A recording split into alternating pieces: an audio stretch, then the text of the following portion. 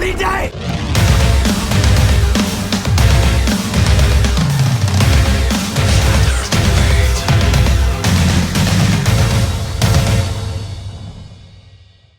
Welcome to Flat Earth Debate Uncut and After Show. I'm your host Nathan Oakley, and if you are new to this channel, or you've not done so already, then be sure to subscribe and hit the bell notification icon to keep up to date with the Flat Earth Debate. If you'd like to support the channel, there is a super chat that runs alongside each of these shows while they premiere. There's also a PayPal, Patreon and crypto link in the info box below the video. Speaking of Patreon, I'm going to do a quick shout out to all of you who do support me on Patreon. So a massive shout out of appreciation to Abraham Mohammed, Adam, Adrian Quintana, Alistair Main, Billy Highvault, Blue Ridge Ranger, Burn Fat Till My Stomach Is As Flat As The Earth, Chow Young Cat, Dank, Dave Rakia Gafford, David Wayne Foster, Daz Studio 68, Edwin Johnson, Erwin Jennisons, Felix Hung, Fireball X, God Rockin, Henrik 86, Jeranism, Joshua Balsimo, Kirsten Smith, Liam Nedrick, Life is Short, Matt, Missouri Bear, Nagara, Nathan Thompson, Qatar Craig, Renee, Rob H, Sally Bellis, Silver Umbrella, Skeptic 936, Texas Mike, The Real Gabster, Tina Baker, Tom Herkins, and Windrider. So a massive shout out of appreciation to all of you for supporting me on Patreon. We are joined by Sleeping Warrior and Righteous Force, so I'll raise the mic on them. And when he itemizes them, you just think to yourself, it's difficult to argue that these are coincidental. Well, I am subscribed to him, so I'm just going to scroll down to the feed list. You said deep inside the rabbit hole, right? Yeah. Russian Vid's kicking it, smashing it out of the park. I don't agree with everything that Russian Vid says. Sometimes I think he might be a little bit far out there. But on the other hand, I think he's fucking right over the target on this one. Yeah.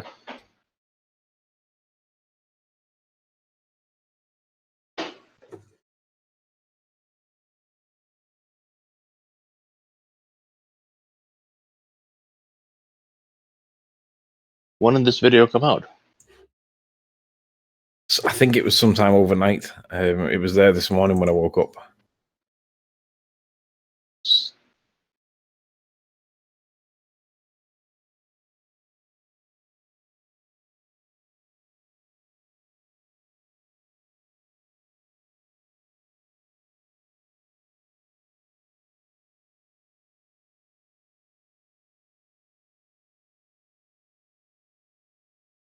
Yeah, don't see it in my feed. Maybe I got like unsubbed or something. Let me check. Earth.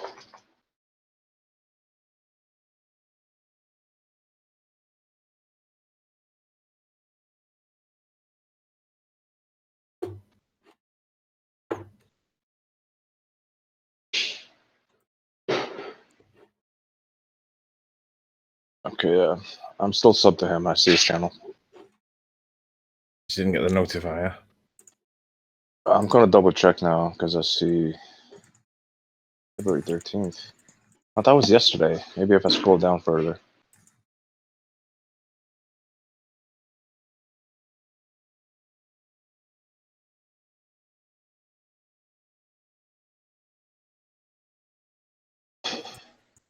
Yeah, because I subbed to like all the flat earthers I can that I noticed.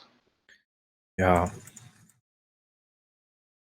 Ranty's bought into it for hook, line, and sinker.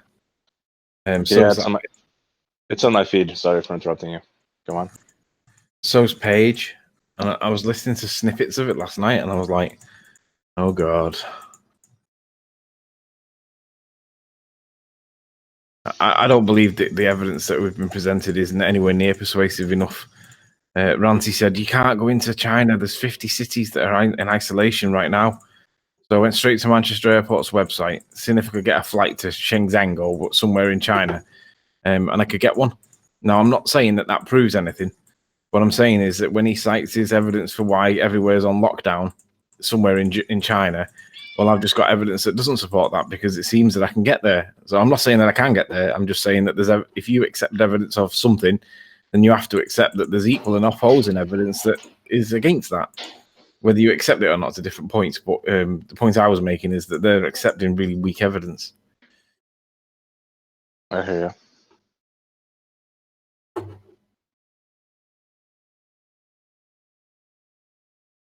That was a lot of mouse clicking you were doing while you were talking.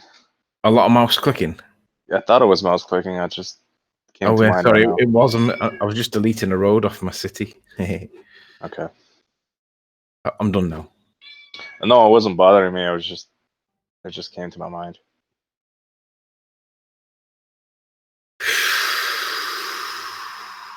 It's like you were talking to a beat.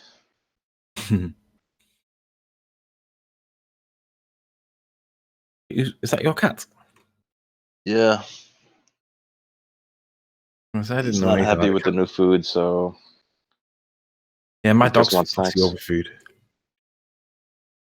He'll eat anything that I eat, but if I give him like specified dog food, he's like, "Yeah, I don't want that. I want hamburgers." Yeah.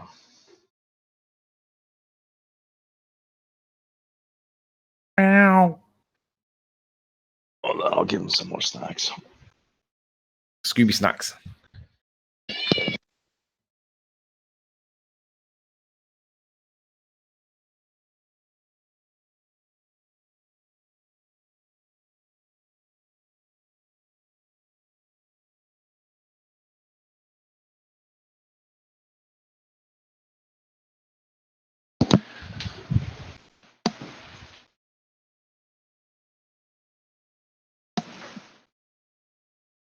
Man, Nathan's starting earlier and I'm just earlier. making coffee. I won't be long. No, I'm just saying you're like putting out the link sooner and sooner, it seems.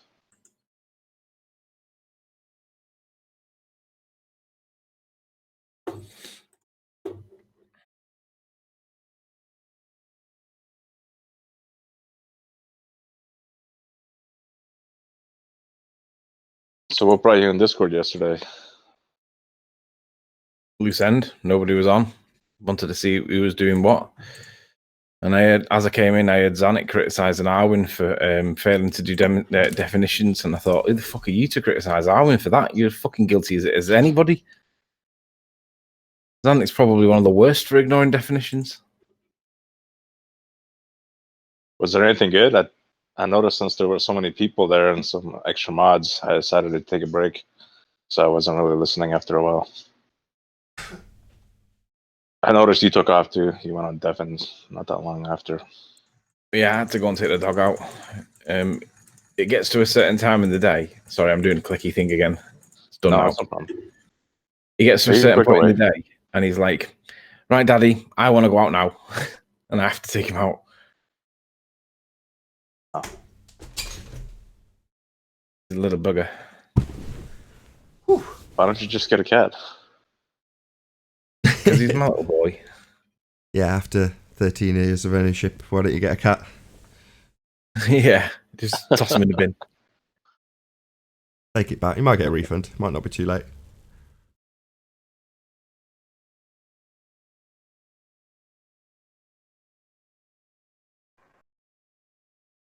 My mom's dog passed away, and I suggest you get a cat because it's easier to take care of. Don't have to go out in the winter and stuff. Yeah, but the cats are like, I don't need you. Just feed me and then I'll fuck off all day and leave you to it. Whereas my dog's like, Daddy, I love you. And he's like that all the time. He's like, Daddy, I love you. I love the way he just like his non-verbal communication at the minute is like, because he's been through like a lot of like treatment recently for an ailment that he's now seemingly recovered from. Oh yeah, that's right. I think he realizes that he's recovered. Now we did have an issue the other day. He had like a what do they call it?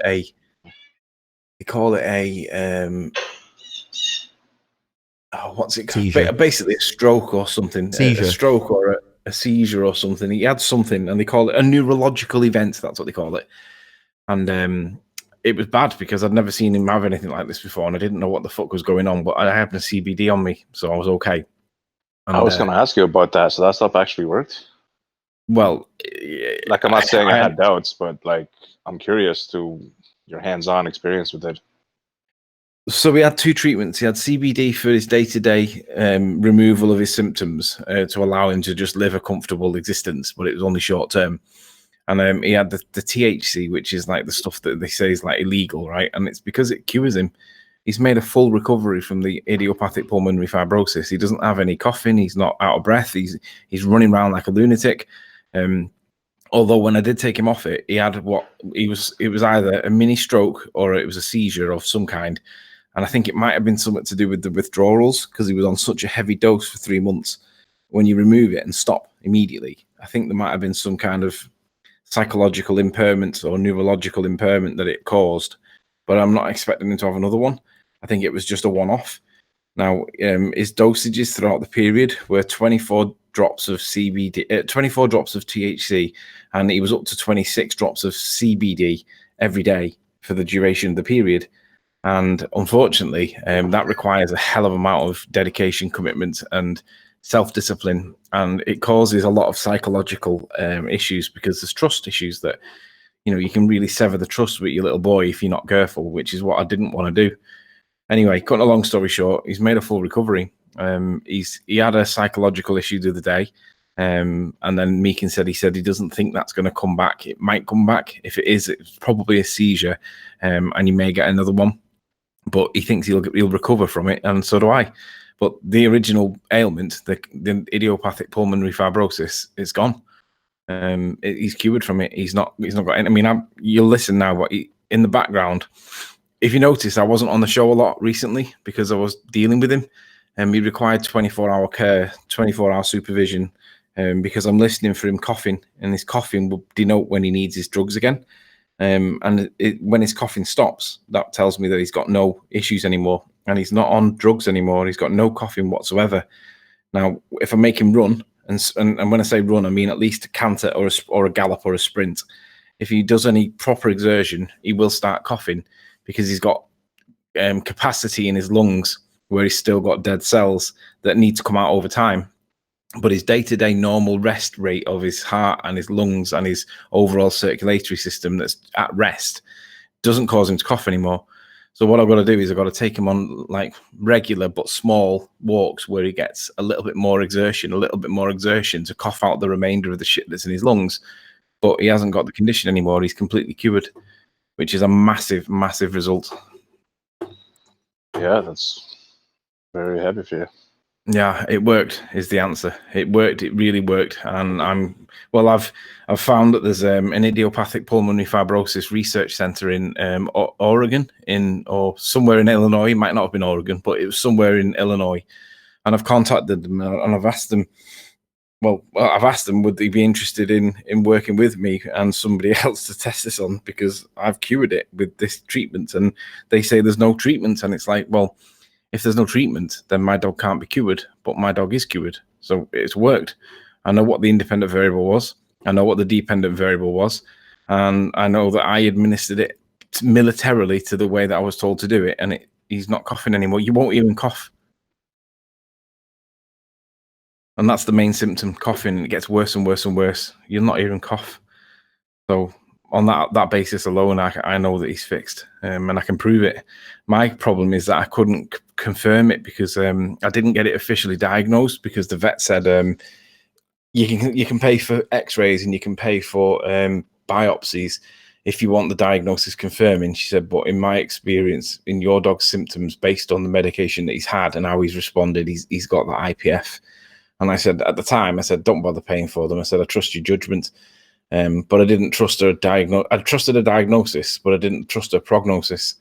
So I went to research it, found out that there was alternative treatments, and I decided I wanted to do one of them because I didn't want him to be on steroids for the rest of his days. And thankfully, it was definitely the right decision. Yeah. It seems like that's what they want. They just want people and animals dependent on medication in a sense. Yeah, I'm not saying that's what it is, but no, you're right. That is what they want, and it drives me mad. I don't. That's why I've contacted this idiopathic pulmonary fibrosis research center. I really, really want them to say, What did you do? How did this work? Tell me. Because don't forget, his prognosis was terminal. It would be death. It wouldn't be comfortable. It wouldn't be pleasant. He would die within X amount of period of time, and all you could do was use steroids to try and control it. And I was like, I don't want him on steroids. Well, it's terminal. Your dog's not well. And I'm like, I don't trust that. I'm going to go and research it and see if I can find anything myself. And I found a woman that had it and done the same treatment, and she got cured of it. And I contacted her afterwards, and I told her that her video inspired me to do it myself, and that's what I've done.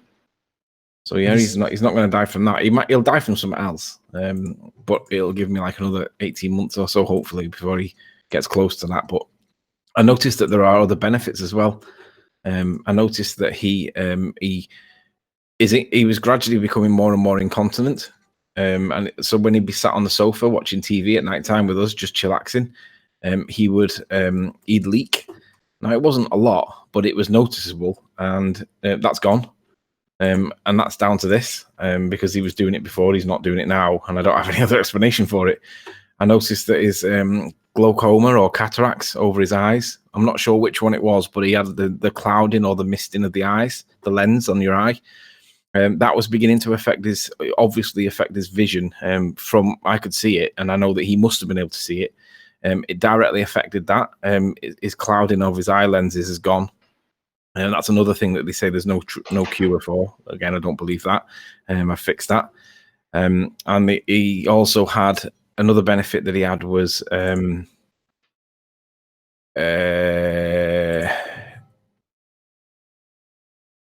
his urination, his cataracts, his arthritis. He had 2 operations when he was about 6. To repair his legs, because there's apparently a genetical defect in this breed of dog, and it causes them to snap tendons when they do certain things. And he snapped his tendon, and he had to have 2 operations, one on each back leg. And basically, what happened with that was when he snapped his tendons and gone and put them back together again. A long-term prognosis for that is, although it fixes the tendon, it causes premature arthritis, and that was beginning to affect his day-to-day. Not massively, but it was enough for him to struggle with getting upstairs or getting onto the sofa, and that's gone now. He's able to jump back on the sofa, and he can't get on the bed. The bed's a bit too high for him, but he can get on the sofa. He can get up and down the stairs again. He hasn't been able to do that for about 12 months. So there's been significant and obvious benefits to his health. And I can't sing its praises enough. So what's the combination of those 2 things, CBD and what was that other thing? THC. CBD, when you say the combination, do you mean the dose? Yeah, just so I have like a rough idea. Doesn't work like that. It's one is to treat, one is to like a painkiller. So THC is something that they're loading up the cells to massive proportions to actually treat the problem. Whereas the CBD is like a painkiller almost. It's helping soothe, not necessarily the pain, but the symptoms in the short term. So it's not like they're being used in combination, but they're doing different things. Yeah. So basically, the CBD's is pain relief day to day. Pain relief's not the right word, but if you understand that it's like relieving the symptoms, that's the best way to describe it, even though it's not. And the THC is it promotes and it forces something called cellular apoptosis. And what that does is it makes all the cells in his body provide its central nervous system or its brain or whatever it is that it does. I don't know how it does it. I just know this is what it does. It makes its every cell in his body perform a mandatory cell test to provide what status every single cell in his body is at. If the cell reports back as healthy, no further action. If it fails to report or reports back as faulty, then it's forced to self-terminate. And what that means is a lot of his cells will die that are in his lungs. Now, healthy tissue won't be affected, but scar tissue, some people say it's not unhealthy. It is healthy tissue. It's just acting daft. Now, that isn't going to report back as faulty. Now, it was said that it wouldn't have any major effect on him because scar tissue isn't actually unhealthy tissue. But we had evidence that suggested that it would work. So I said, look, let me try it. I want to try it because he's got a death sentence. I've got nothing to lose by trying. So it was agreed that we would try and see what happened. And thankfully it worked. And now I want to sing it from the rooftops because my little boy hasn't died and he isn't going to die from that. He might die from something else. But if you cross-reference this into a human, then anyone with this condition as a human, if it works for dogs and it probably works for humans, it'll mean that they're not going to die from this. Well, suffocation basically what kills you, because you lose the ability to breathe and get oxygen out of your blood, out of your lungs. So you end up on a nebulizer and you end up like coughing your bollocks up all the time and doing all these horrible things that nobody wants to die from. And that's what ends up happening. And the reality is it's a death sentence. Well, I'm hoping to test that with somebody, and then hopefully see whether or not we can demonstrate cause and effect by adhering to scientific method and demonstrating that what they tell us is incorrect, and we can prove it by manipulating that independent variable, proving that it causes something. And in our case, it'll be the reduction of scar tissue inside the lungs, and then see and demonstrate that science is wrong, veterinary science and medical science is wrong in this context. Trouble is, it doesn't cost anything. And that's the reason why nobody wants to talk to me in the veterinary world. Have you seen a movie called Lorenzo's Oil? No. You need to watch that. That's the next movie you need to watch. It's based on a true story. It's about a little boy who can't metabolize long-chain fatty acids. And he's given a death sentence. And the doctors can help ease his pain, and that's about all they can do for him. So the father sets about figuring out a cure. Pretty much as simple as that. I shall watch Lorenzo's Oil. Correct. I'll just think about Lorentz contraction and put the word oil on it and I'll find it. Lorenzo. Yeah. I won't remember his name properly. I'll have to remember Lorentz. That's how I'll remember it. Dr. La. Hello.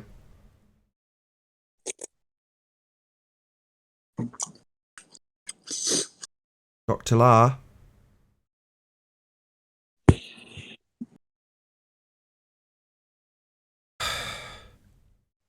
Sorry, Nathan. No worries.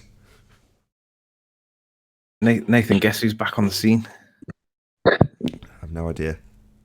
Mr. Cheswick. Oh, yes, I did know that. So, Yeah. Baldy Cats, he thinks, struck his channel. So, I don't know how he's extrapolated out the assumption that it's actually done by the YouTuber the video's about. Because it may not be. I mean, it may be, but it may not be. But he's jumped to a conclusion. Yeah, because Baldy Cats. Again? Do you know the backstory to it? Do you know what's happened? No. All I know is the most recent video I've seen from Mr. Cheswick, I actually saw something else that I thought was related to something I wanted to watch, and it was a random YouTuber who had cut up One Flew Over the Cuckoo's Nest and inserted some words from Mr. Cheswick. But fortunately, there was a link to the original video by Mr. Cheswick, so I did click on it and watch it. And from what I could glean, he's got a community guideline strike for a video about conspiracy cats. So therefore he's saying, right, I'll just set up a load of fake companies and go out striking you all. Yeah, that's what he's basically saying. So Conspiracy Cats has claimed that when Mr. Cheswick left, because he wrapped up his channel, didn't he, and fucked off for a bit, and now he seems to be back. Conspiracy Cats has took advantage of him leaving to claim that he's reformed and become ball earther again. Cheswick's like, have I bollocks? He's calling him out saying, show the emails, you lying cunt. It's so funny. So that video's had was I wrong that it was a community guideline strike? Was it actually a fake DSMLA or whatever they call it claim, the fake copyright strike? I'm not actually sure what he's referring to there. All I know is that he's got a beef with Conspiracy Cats. Which, interestingly, have you seen the Kent Hovind interview debate with Conspiracy Cats? No. They're debating evolution, and my view on evolution is, last time I looked at this about 15 years ago, is that there's just no evidence that it's true. And obviously Conspiracy Cats is very much pro-evolution because yada, yada, yada. And he managed to get a conversation with Ken Hovind, which I thought that's going to be worth watching. So I watched it, and the irony is stark. He criticises 3 points that he scattergunned him with about 8 points. And Kent Hovind tried to respond to most of them, but obviously he's doing it ad hoc, right, without any prep for it whatsoever. There was no pre-disclosure. And he answered 5 of them. And the answers to the 5 that he addressed were completely ignored. And Katz focused on the 3 that he didn't answer. And then Kent Owen said, look, you're scattergunning me. Like, this isn't really fair. You shouldn't really scattergun me. Deal with the points that I have raised rather than the points that I've not. And he wouldn't let it go. So I pointed out, you do realise that the very crime that you're criticising him for is the same thing against you for the gas pressure point. You haven't got an answer for it. You won't answer it, and you run away from it. Yet you're doing you're criticising Kent Ovind of failing to answer 2 or 3 of your questions of 8 when you asked him, and he answered all 5 of the other ones, so he just didn't answer these 3. And Kent was completely right, but Conspiracy Cats claimed foul. And basically, he's guilty of doing the exact same thing himself. He won't answer the gas pressure without a container point, but he expects Kent Ovind to answer why it is A, B, and C on these 3 questions that he didn't answer properly or to his satisfaction. And I was just like, how disingenuous are you? You are guilty of the exact same thing. It's unbelievable. Well, that's just typical around our environment. They project their own guilt onto whoever they're talking to, who stands in opposition to them. That's fairly standard practice, I would say. I was shocked when I saw him doing it, though. I don't think he realises the level of double standards that is. And when I actually unblocked him on Skype to tell him, and he says, "Don't ever speak to me again." Because of the paedophile comments. Do you remember when I said gravity is not a force, but you can think of it as a force?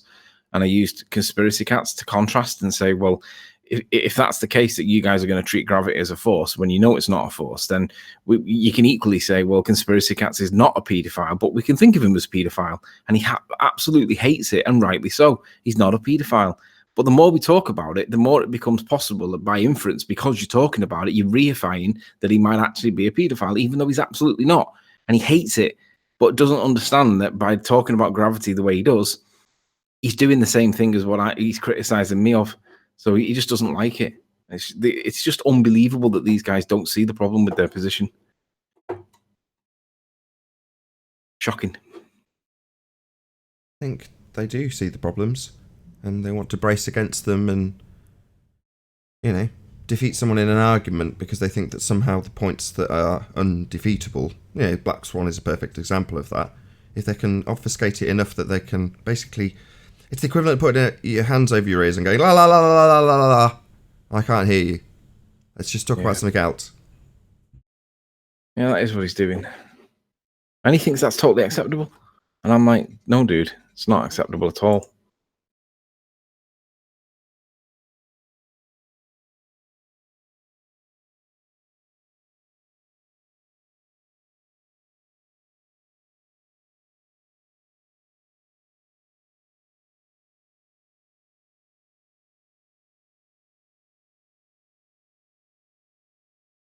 He's never going to come back to that question of the gas pressure, is he? He already answered it. Twice. Not answered it satisfactorily, though. Yes. Do you want his quotes? You can't have gas pressure without a container. Yeah, I know. No, that's not the exact quote. Without the container, there can be no pressure. That's one quote. And without the balloon, there is no pressure. That's the other quote. So... he acknowledges, he knows that without the container there can be no pressure. That's a direct quote from Conspiracy Cats. And he's correct. If you haven't got something to give you the I in the PSI, the inches to press upon, then you've got no pressure. Because you've got nothing to press upon. There's got to be something to press upon to have pressure. Without the container there can be no pressure. That's our argument. He just affirmed it. And now he has to run away from that affirmation because I quote it all the time. I quote George Musa. Huey was right. He said it when I first encountered Huey. He said, "Look, just let them dig their own holes. At the moment, they've got nowhere to go but down, and they'll just dig. If you just let them dig, let them spew their nonsense." Now, through debate, they actually can obfuscate the point enough that the audience doesn't realise who's won or lost. So yeah, they'll concede plenty in their nonsense, but that doesn't necessarily change the outlook of the audience. But ultimately, now that's true. With a few absolutely cut and dry examples and a few set in stone, what are they called, contradictions, you can have them double speaking in circles literally in a single sentence. It's amazing. Yeah, they do that with gas pressure. How do you have gas pressure without a container? How do you have gas pressure without a container? And they just start double speaking like a motherfucker. They do it with gravity. Sorry.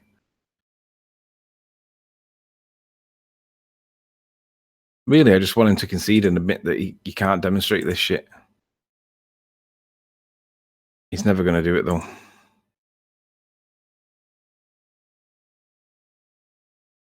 Someone will have to put together a little summary of the contrasting positions from the start of the argument to the end of the argument. So, start of the argument. Science proves we have a geometric Earth curve edge for boats to go over. 2015. 2020.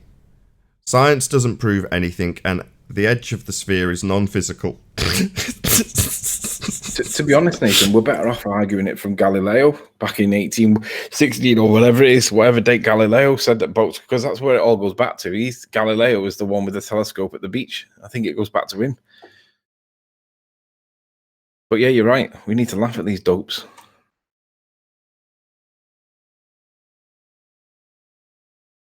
(2014) NASA proves we're on a ball. We've got pictures.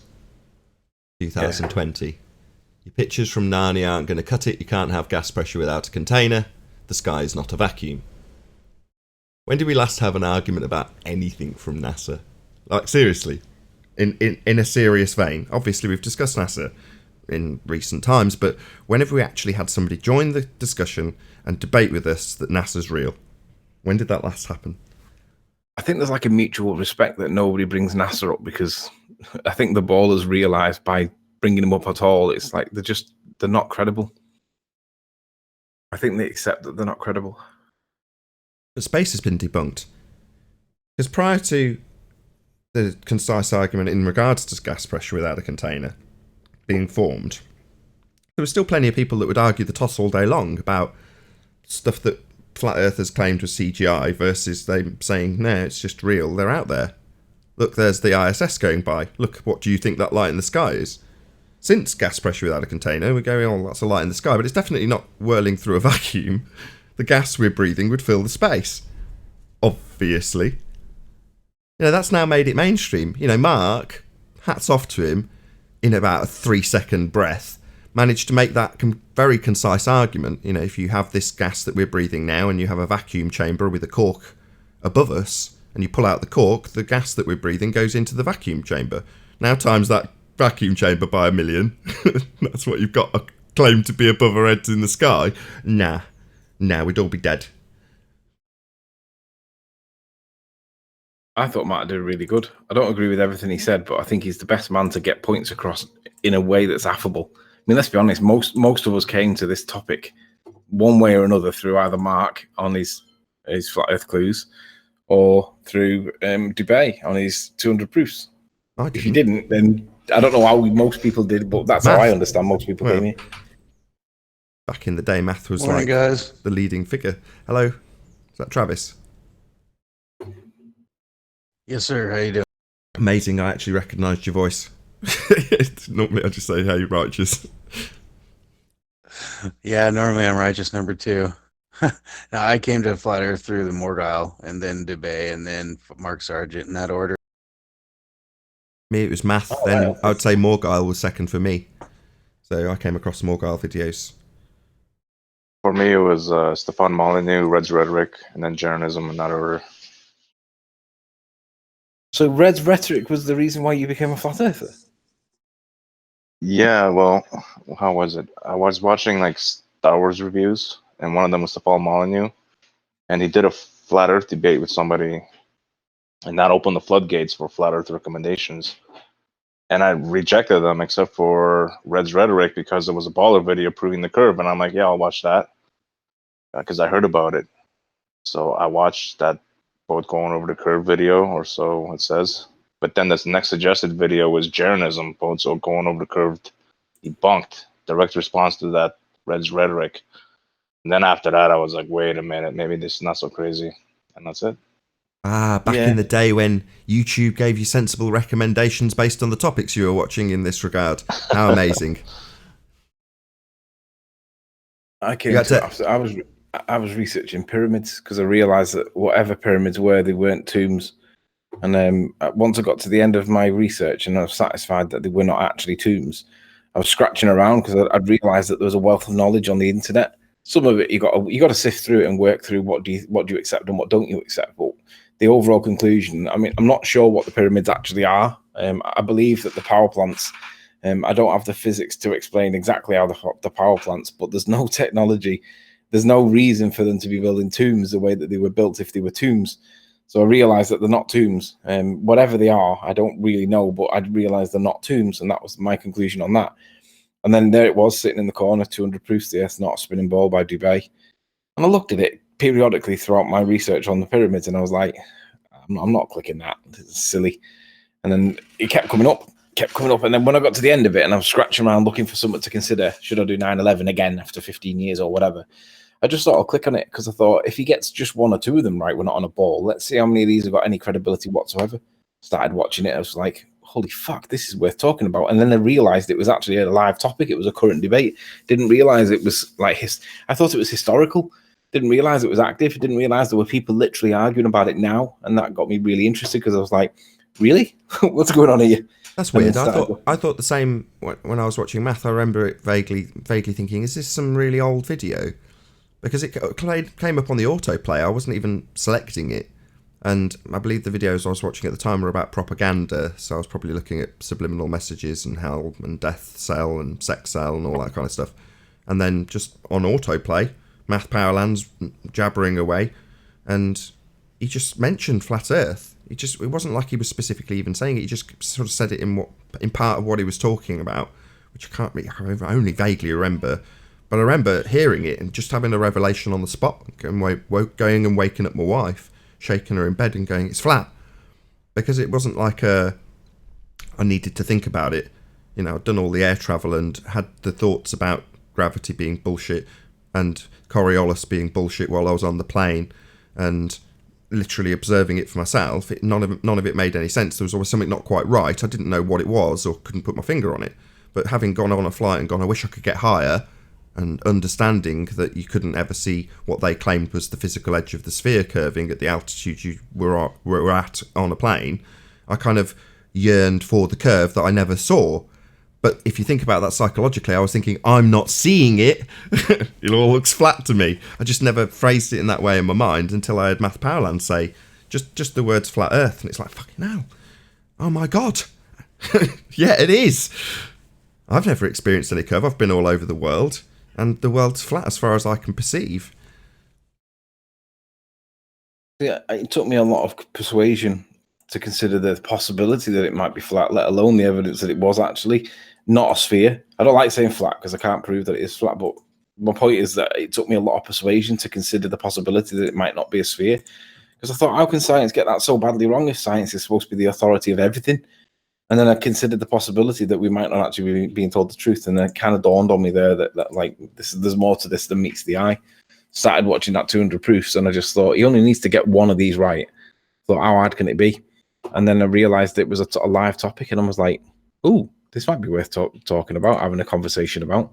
Started listening to people arguing over it, and found a couple of Jaren videos, found a couple of Deep Inside the Rabbit Hole videos. And then I was hooked on it. I was like, I can't believe that we haven't realized this. Mad, but it took me a while. Well, I didn't jump on it straight away.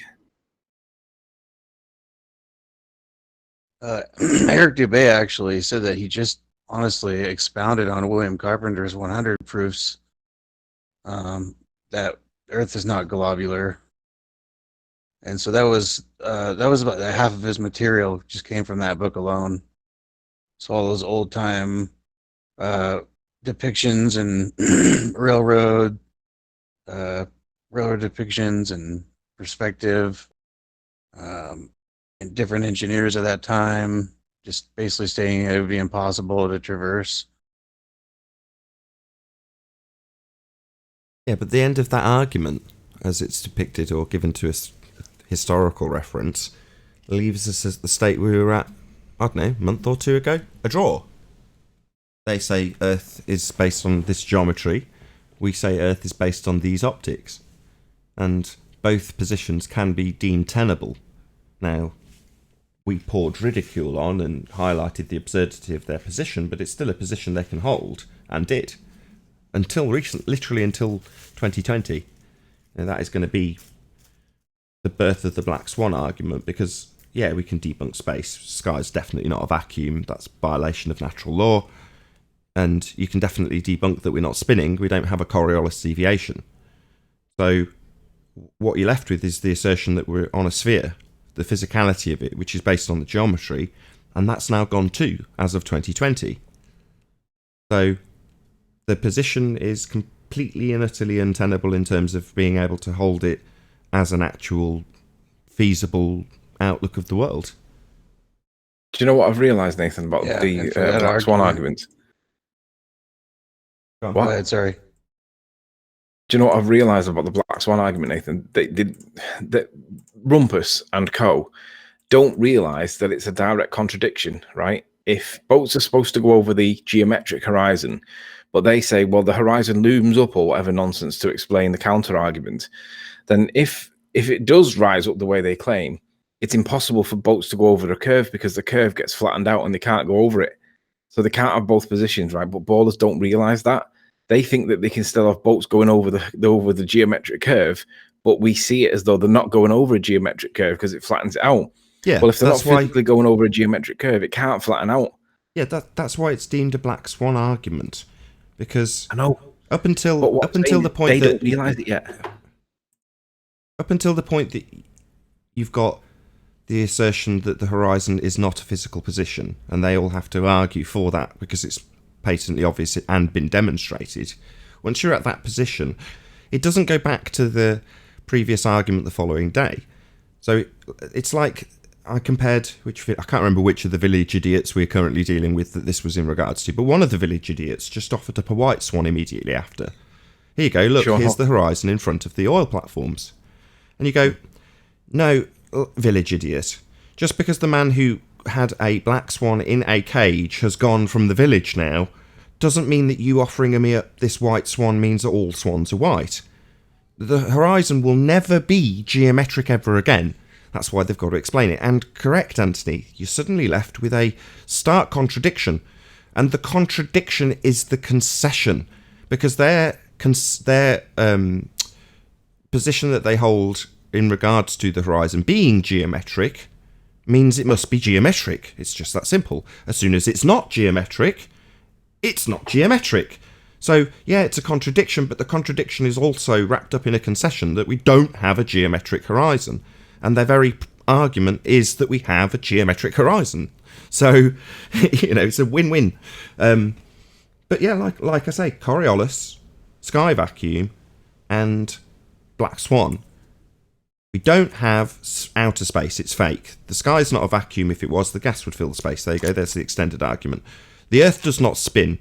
If the Earth was spinning, we'd have reduced flight times going west because the Earth would turn underneath, as asserted by the claim that pendulums and gyroscopes and various other devices that give you two reference frame demonstrations would assert that the Earth is turning underneath. And if it turns underneath a gyro or a pendulum, then it turns underneath an aeroplane or a drone, and it doesn't. Therefore, we don't have a spinning, rotating Earth. And you would have a Coriolis deviation if it was spinning. So there goes outer space and the notion that we're spinning. Last but by no means least, the geometric sphere model requires a geometric horizon. And by concession on the globe side currently, we, in reality, however you want to phrase it, don't have a geometric horizon. So it won't go back to being one tomorrow. It's always non-geometric from now on, non-physical. And, the idiots that come along and say, here's an example where the horizon is a physical geometric edge of a sphere. No, because tomorrow it'll be in a different position and we won't match your maths. It's just another white swan. Don't forget about gravity as well. If gravity is not a force, that's on the list too, because they haven't got any explanation for so many of the things that they use gravity on. They haven't got that explanation anymore. Yeah, gravity is the bending of a conceptual medium known as space-time, and bending a conceptual medium doesn't give nibble Sorry. some crisps while I'm talking, I would, Anthony. Sorry. The bending of a conceptual medium known as space-time will not give rise to a force to do anything. So it's not going to be doing anything ever. Gravity's also debunked. So they've essentially got nothing. And outside of those things on the periphery, you've got things like the sun and its distance, based on the idea that we've got a geometric horizon. It's based on R. No extrapolation to give you a distance to the sun when you assume R. And push the distances out to astronomical distances. So it all at the moment is collapsing in on itself. Once you defeat R, prior to this they could trust in the R value, now they can't trust in the R value. They say, well, no, the R's not giving you the outside edge of a sphere anymore, the horizon's not physical. Well, you need it to be. That's the geometry you're bullshitting about. So, you know, like I say, a lot of them don't realise how dead they are. I had a fight with Zanuck last night because as I joined, Arwen was leaving. I don't know what they were arguing over, but Arwen had shut the door as I joined, so I didn't even hear anything of Arwen. He'd literally left as I joined. Zanuck's final words were, Arwen doesn't understand definitions and just dismisses everything. And I was like, who the hell are you talking about? That's the very crime that you're guilty of. What do you mean? I said, is gravity a force, Zanuck? Started arguing over whether gravity is a force. And he said that we don't know what causes gravity. He says, yeah, we do. It's defined. I said, it's defined by Einstein. And he says, no, it's not. He said, Einstein tells us what gravity is, but he doesn't tell us what causes it. I said, Zanuck, it's in the definition. So I made him read back the definition, right? And it was literally on screen. It says, the curvature of space-time caused by the uneven distribution of mass. And he wouldn't even read it. I was like, Zanuck, you now know what is the cause of gravity in your model. I said, in future, do not tell everybody that we don't know what causes gravity because it is defined and you now know it. So in future, stop saying that. That's lies. And he won't do it. I know that Zanuck will be telling people that gravity is a force and blah, blah, blah, this and blah, blah, blah, because they just don't like it. But these definitions are basically, that's where their model dies in all the definitions, because gravity is defined, space-time is defined. All these terms that we use daily, they're all defined, and none of them support their assertions. It's showing. Yeah, I was there yesterday, and he actually made the same statement. Gravity causes a force. is a known statement. Statement he's known for. These faceless nobodies down in the trenches are more than content to lie their asses off. It doesn't matter. They don't need or require integrity.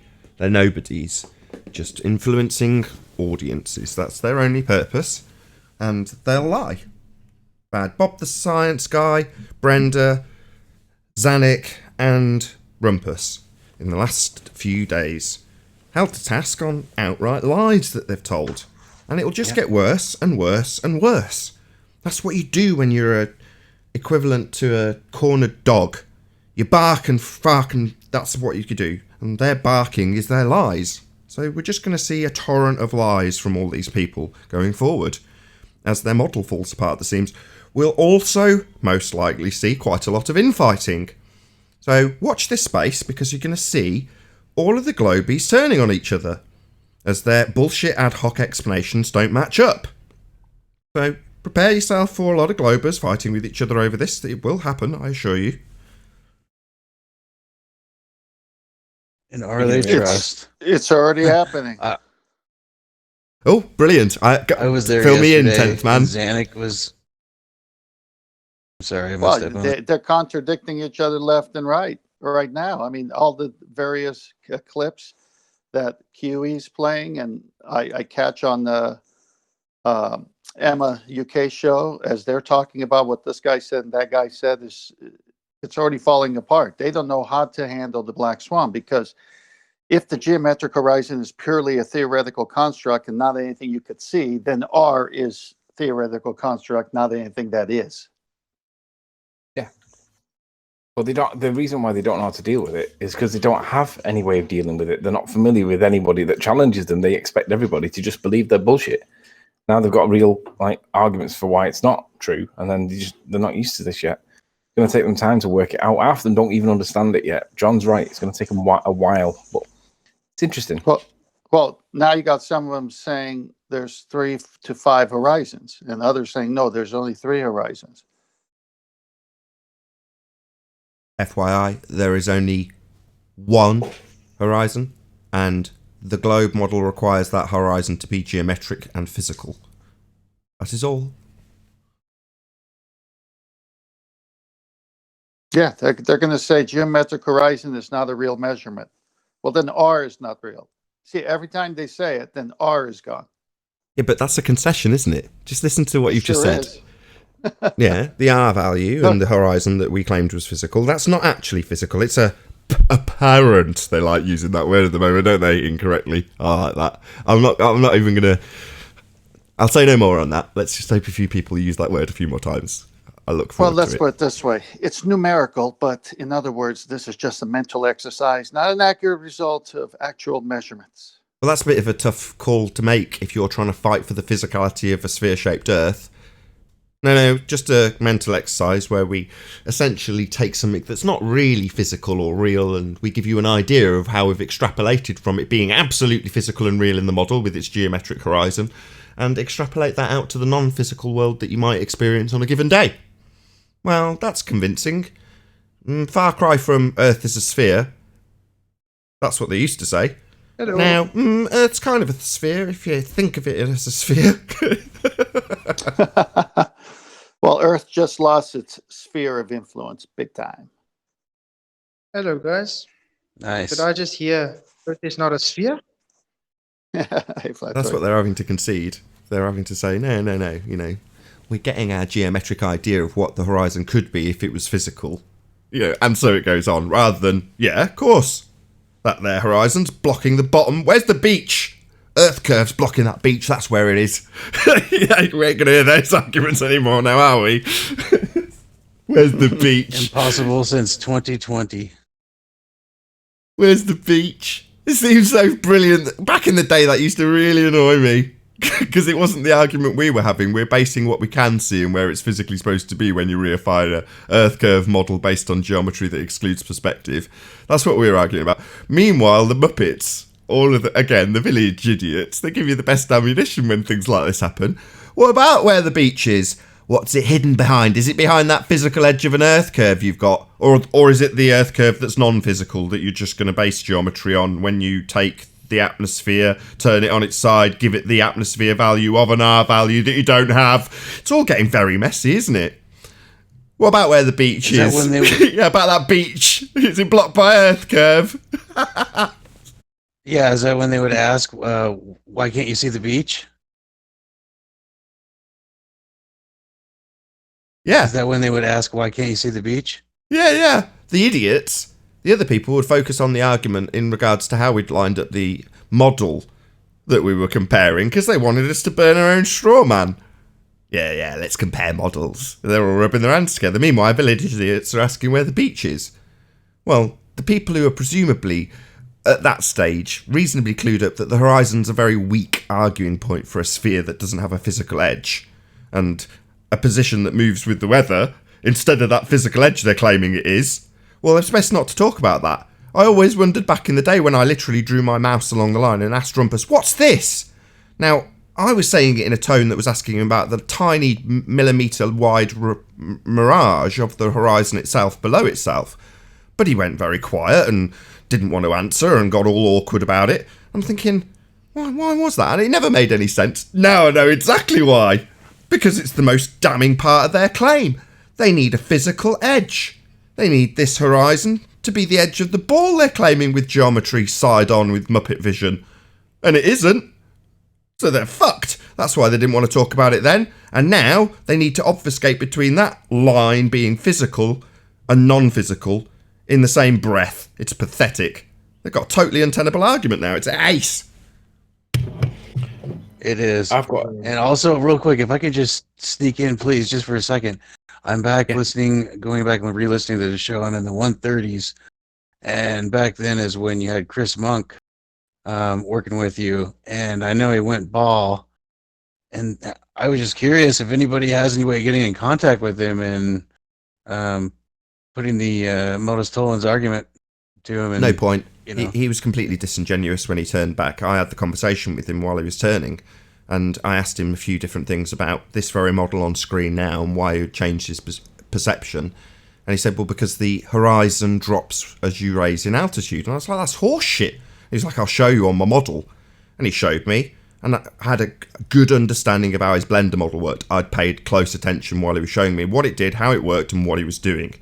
Now, Anthony, on the other hand, would often fall asleep, bugger off, or play a computer game. Me, I paid close attention. So when he locked the camera to the horizon, so as he rose in altitude, it pivoted down. I was like, you've fixed the position that the camera's pointing at. The camera's pointing down as you raise up. And he'd muttered something and basically ignored me. That was Chris's disingenuous attempt to prove one of the parameters a sphere must have, which is that the horizon drops because it's the physical edge of a sphere and will eventually turn into a complete circle when you get high enough. That's their claim.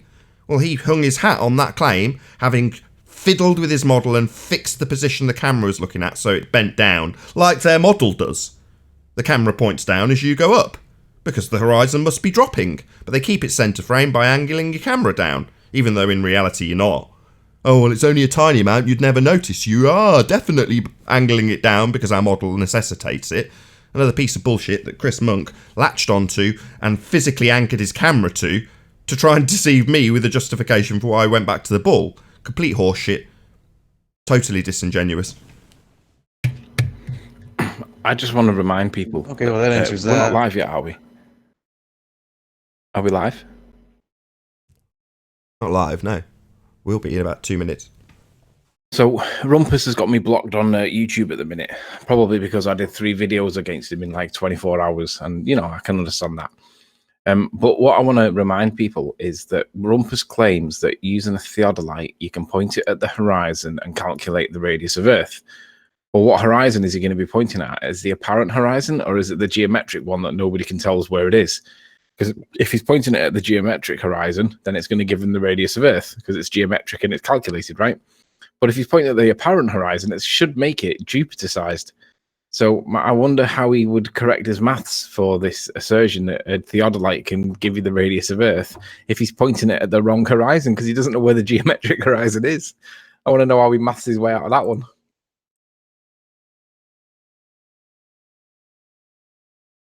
Oh, what a day! What a lovely day!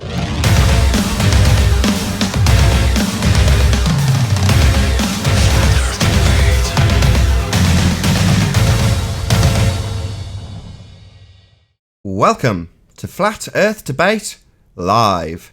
I'm your host Nathan Oakley, and if you are new to this channel, or you've not done so already, then be sure to subscribe and hit the bell notification icon and join button if you'd like to become a Nathan Oakley 1980 channel member and keep up to date with the Flat Earth Debate. If you'd like to support the channel, there is a super chat that runs alongside each of these shows while they are live. There's also a PayPal, Patreon and crypto link in the info box below the video. Most importantly, if you'd like to join the discussion, simply mute the page you are currently watching, then click the link in the info box below this video to join the panel and express your views on the nature of Earth. If you do join, please don't swear. If you do, you'll be ejected, and if you are, please don't try to rejoin the stream using sock accounts. You'll be warmly welcome back on the next stream. Please also share the show on social media. Sharing the show obviously increases the live audience, but this in turn increases the chances of a more diverse panel, so please share the show on Facebook and Twitter. And one last time, if you're new to the channel or you've not done so already, then be sure to subscribe, hit the bell notification icon and join button to keep up to date with the Flat Earth Debate. Now we are joined by Sleeping Warrior, Chocolate Saiyan, 10th Man, Righteous Force. Did I miss anybody in G+? Good morning. Good morning. I think I got Flat you. Morning, you missed Flexoid. Sorry, Flatsoid. I knew I'd missed somebody. And we're also joined by a whole bunch of people in Discord. So hello to everyone in Discord. Hello, Nathan. Hello, good morning. Hey, from Discord. Black Swan. Any evidence of a physical Earth curve edge capable of geometric measurement? Should be the horizon. Funny. In a psychic, Go on, It's Chocolate. funny though. I heard only in the mind. a re-listen of a certain toe tag by somebody who has science in their name, but it's technically fallacy. Mr. Bob, the fallacy guy, and he declared that the horizon is the edge of the sphere. It's a little weird because now they declare that it's not. So I don't know what happened there. Something happened. Does anybody know? I don't know. Are you sure about that? Because Bob was in my chat yesterday, and he specifically said that he doesn't come on the show because he doesn't want to give me views. So are you saying he has been on the show, contrary to what he's lying about in my chat to various chat participants? Wow. Yeah, it's a little weird. I was on the show. I distinctly remember him being on the show. So that would be a lie, yeah. Oh, so yeah, he's just another liar like Rumpus and Brenda, who overtly lie because they're currently in a bit of a bind with the Black Swan, so they just have to obfuscate and lie through their back teeth about various nonsense, rather than discuss the actual subject that we're debating about, the lack of geometry and physicality to their sphere. And lo and behold, not only does he come on the show, he gives us very damning affirmation that they do, or did, claim that we're living on a sphere with physical geometry. Strange that. It's the premise of their religion that they're currently all denying in the trenches. It's funny, right? Because as I'm listening to it, I'm waiting to hear how we have three horizons and how we never see the geometric horizon. And apparently, I didn't hear any of that. I mean, I don't know. Am I confused or something? Or has the argument slightly changed? Because he only spoke about one horizon. Yeah, just a It's only in double-speaking the liar like all of verification them. model. Sorry, go on, Travis. Oh, I said it only exists in the globe reification model. Yeah, that's correct. It has to be there on their model. Yeah, the model has a geometric horizon, we just don't have one in reality. The fact that they continually reified their model into existence by asserting that boats go over a physical geometric horizon that is the edge of their sphere world, they had to relinquish that and lie about it through their back teeth constantly. Now, that's just going to undo their argument more and more the more they do it. It's been necessitated by the fact that we have this argument, the Black Swan, which no one can get around. The only way you can justify it is by relinquishing the physicality of their sphere edge they used to argue for boats going over. And then they, like I say, lie and say they never used to say that. Well, yeah, you did, and now you can't, because the Earth's not a sphere. Hey, Arwin. Hello. Any evidence You know at how all they of- used to say there's always Paris? Go on, Arwin. You know how they always used to say there will always be Paris, right? And a good period ends or whatever. Well, there will always be 1984 for them. Yeah, way back in the day when they used to argue that the horizon was a physical place. That, yes, and of course also the book reference at the same time. They will always have their double speak to fall back onto. Yeah, they might have forgotten too that we all these things are recorded, so we could very easily go back and just listen to you guys argue that the edge of your sphere is geometrical. Yeah, we're not gonna forget that. But we're gonna make audio clips of it, just so that you guys don't forget either. No, we Any- just didn't understand, John. Any evidence of any Earth curvature? Not from Yuba City. No curvature.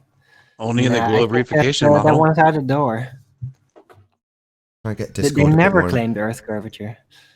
Yeah, they did. That's how it's so fortunate that we have over 1,000 records of what they have previously argued. Very handy, having a record of how this argument has progressed and what they've claimed to date.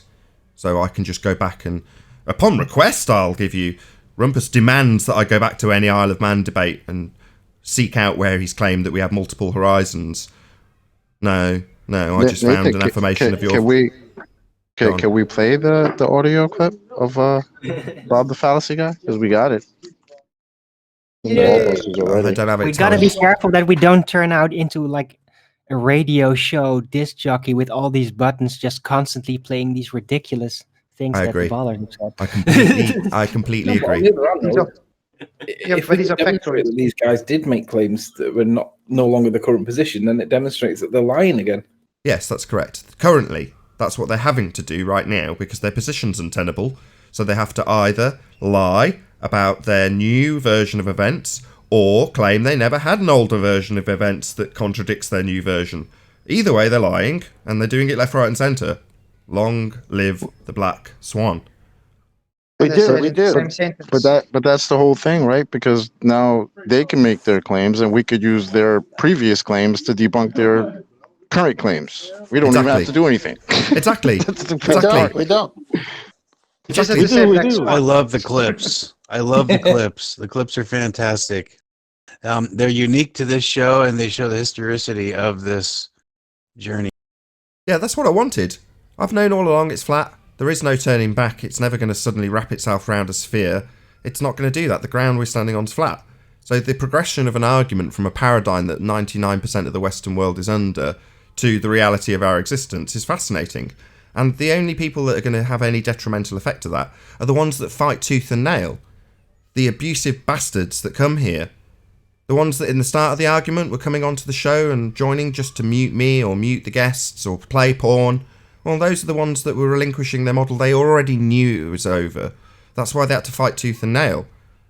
Well, the ones who are still in denial and fight tooth and nail, they've got an untenable position to fight for now.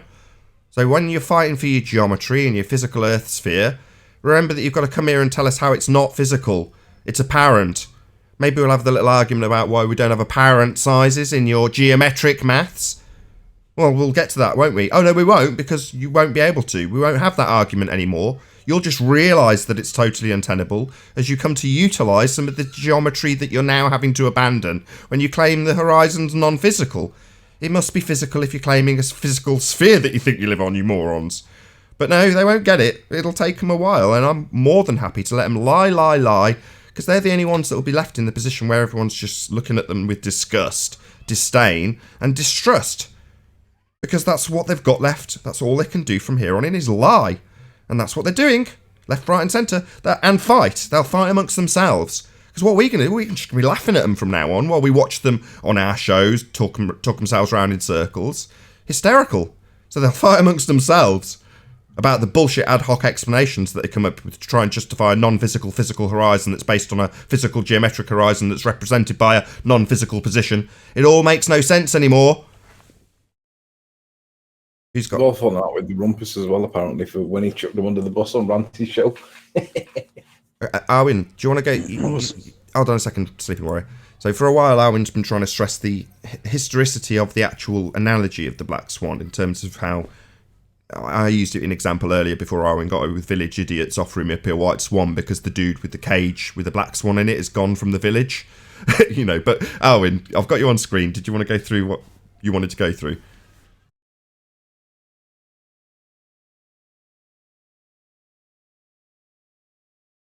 You're on mute, Arwin. I don't know if you realise. Oh, yeah. Sorry, sorry about that. So I had a question in my mind, and I thought, how long do swans actually live? So I googled it and thought, okay, yeah, a swan lives 30 years. Then I thought, okay, well, how about a black swan? It's probably the same, right? Well, guess what?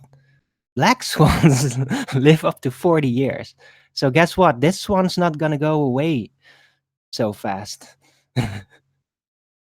It's a distinct difference. Really odd. That's so weird. black swans Yeah, you apparently wouldn't have live thought 40 it. years, and white swans up to 33 years in captivity is probably the highest. The only thing I can Can think I of... say? Go on. Sorry, Nathan. Go on, Chocolate. No, I just Riley, are you here? Because I just heard I listened to your debate with Dawn the other day, and he says that it's not a black swan, it's just one of the many white swans, but it's got a little black dust on it, one of its feathers. Bro, I was dying. Like what? Which Johnny on about? Dawn Treader. Yeah, Dawn's a really good example of a really poor debater. He doesn't accept anything, no matter what evidence is presented, he'll just deny it. He doesn't understand that the horizon has to be physical on his model, and even if he doesn't understand that if it's not physical on his model and it flattens it out because of whatever, then it means that boats can't go over it because they've been flattened out, but they still claim boats go over it. Well, you can't have both. Either boats go over the horizon, and what's his name was right, Galileo was right, or boats aren't going over the horizon because you flattened it out to make it look flat. But then boats can't go over it, can he? And Dawn just ignores it. Moron.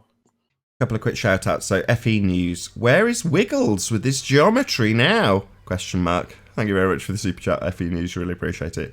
And Colin Turner says, buy Swan, get Swan. I'll try that again. Buy Swan, get Swan free.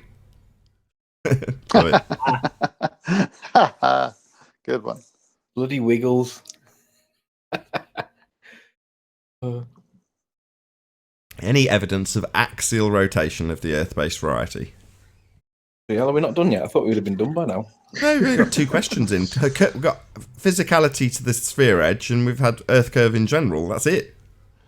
Well, if you got no radius, you got no axial rotation. Got no I don't know axis. if there's any kind of motion that would have physical consequences, and it doesn't. There's no. Everything is stationary. So shout out to My Perspective, Rory Cooper, who released a video this morning, and he basically just lays out the airplane conclusion that we make when we're comparing and contrasting the claim used by pendulums and gyros.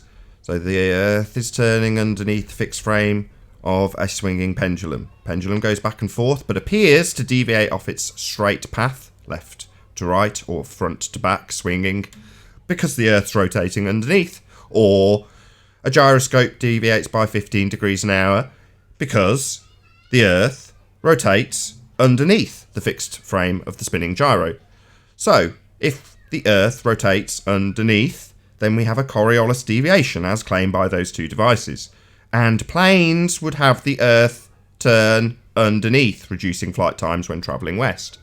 Now, Rory Cooper's just released a video that just shows this with a depiction, a visual depiction. Excellent, he's really good at that. So check it out, Rory Cooper, My Perspective. Can you provide a link in chat?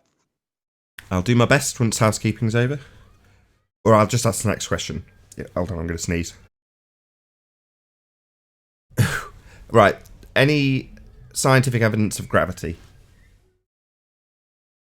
First need science to be scientific. According to Zanuck, Nathan, gravity, they don't know what causes it, but they know what it does. So I tried to get him to... he was having a back and forth with Arwin yesterday, and as Arwin left and shut the door behind him, I joined. So I don't even know what they were arguing about, but Zanuck was criticising Arwin for ignoring definitions and denying evidence. So I attacked Zanuck for doing the exact same thing, and I used gravity as the example. And he claims that gravity, they don't know its cause, but they know what it does. And I'm like, yeah, they do know its cause. It's defined. And I read him back the definition from Einstein that gravity is caused by the uneven distribution of mass. And he wouldn't even read it or acknowledge it, and he just denied it. And I tried to correct him when he stated that they don't know what causes gravity by saying, you now know what's causing gravity on your model. It's defined. So please, in future, don't tell people that you don't know what causes gravity, because you do. It's in the definition. So can't remember what point I was making. For the audience's benefit, as we're asking for any evidence of axial rotation, I'm going to just leave My Perspectives video playing out. So while it's doing so, a heavily under-subscribed channel, My Perspective. Check him out. Go and subscribe. I'm putting the link in the chat now. Go and check him out. Yeah, he's one of the first wave. Yeah, he's been around longer than all of forever. us. Definitely, he's very much an OG flat earther. He's been around longer than everybody on this panel. And he's had like the most characteristic, good quality graphics, like from the start. Like that's really his thing.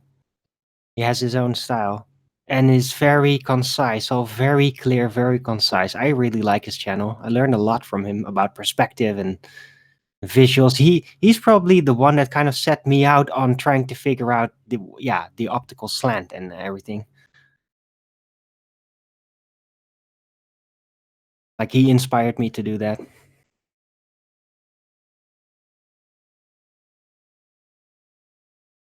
Only in a globe reification model.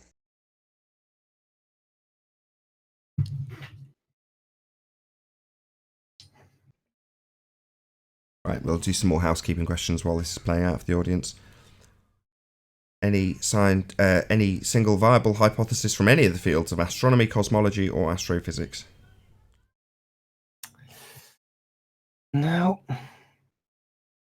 No, it's all You still waiting for that presupposition. 10th? I think 10th is still waiting for that from that woman he emailed. Pardon? I think 10th man is still waiting for his Bible. Yeah, Dr. Becky. There we go. So Jose JG Flip Flop says, refer to my boat video. There's curvature. Boom. No, Jose. That just shows Jose doesn't understand it. Yeah, I tried to address him. I asked him, given the Black Swan argument currently on the table, if he understands that the horizon is physical? Question mark, Jose. I don't think that he understands the argument either. I'm not 100% certain on that yet, but given some of his questions, I'm pretty sure Jose doesn't understand the argument. So let me explain it for Jose. If boats go over the horizon, Jose, it needs to be geometric, right, for it to go over.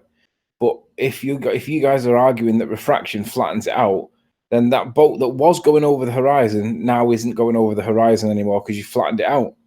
So which is it? Is it boats go over the horizon and the horizon doesn't loom up? Or does the horizon loom up, meaning boats don't go over the horizon? You can't have it both ways, Jose. Right. It's more like boats go into the horizon. Which would be consistent with living on a plane, because that's what they say. If we lived on a plane, then things would just go murky towards the horizon, which is exactly what we see. Any evidence of the distance to the sun? Again, what is the sun? Light. What's light? Something prove this, you see. Can you prove this, Owen? The globe reification model assumes the distance of the sun. No, they need R for that. We've taken that away from them with the Black Swan, though. They no longer have a physical geometric edge like they claim in their physical geometric model, an assertion that we have boats going over the physical edge of a sphere. They don't have a physical horizon anymore, though, so that's a big problem if you're going to utilise an R value that assumes Earth has a spherical geometry. So that's no longer a tenable argument either. The distance to the sun not only assumes R has itself been debunked. So that's completely untenable now. I have a technical. That's not entirely true, though, because hold on a second, Arwen. Because just because you've shown what reality is and how reality disproves the model, doesn't mean the model itself is destroyed. It still does exist, even though it's incorrect. Yeah, it's just untenable. They can still refer to it. Yeah. That's what untenable means. No longer valid. Can no longer reify that model into existence based on a trust in this R value. If you relinquish the physicality of the sphere edge, i.e. the outside edge you're getting from R, if you relinquish that and say, well, no, it's non-physical, the horizon's not the leading edge of a sphere, it's an apparent, incorrect use of the word apparent, by the way, position, well, then it's not physical. They need and require a physical edge. That's what their model's asserting that the Earth is. So, game over. Yes, no longer a tenable model. Can't reify that into existence even though you trust in R. They can't trust in R anymore. It's completely untenable. Can I get back these to the question? Still hold up their empty pinata as proof. They'll still do it. They're that stupid. They cannot acquiesce. That's not my problem, though. I just laugh at those people. Sorry, Arwen. Go on, Arwen. Right, I was actually onto the housekeeping question, distance of the sun. Right, so I've kind of a question for everyone.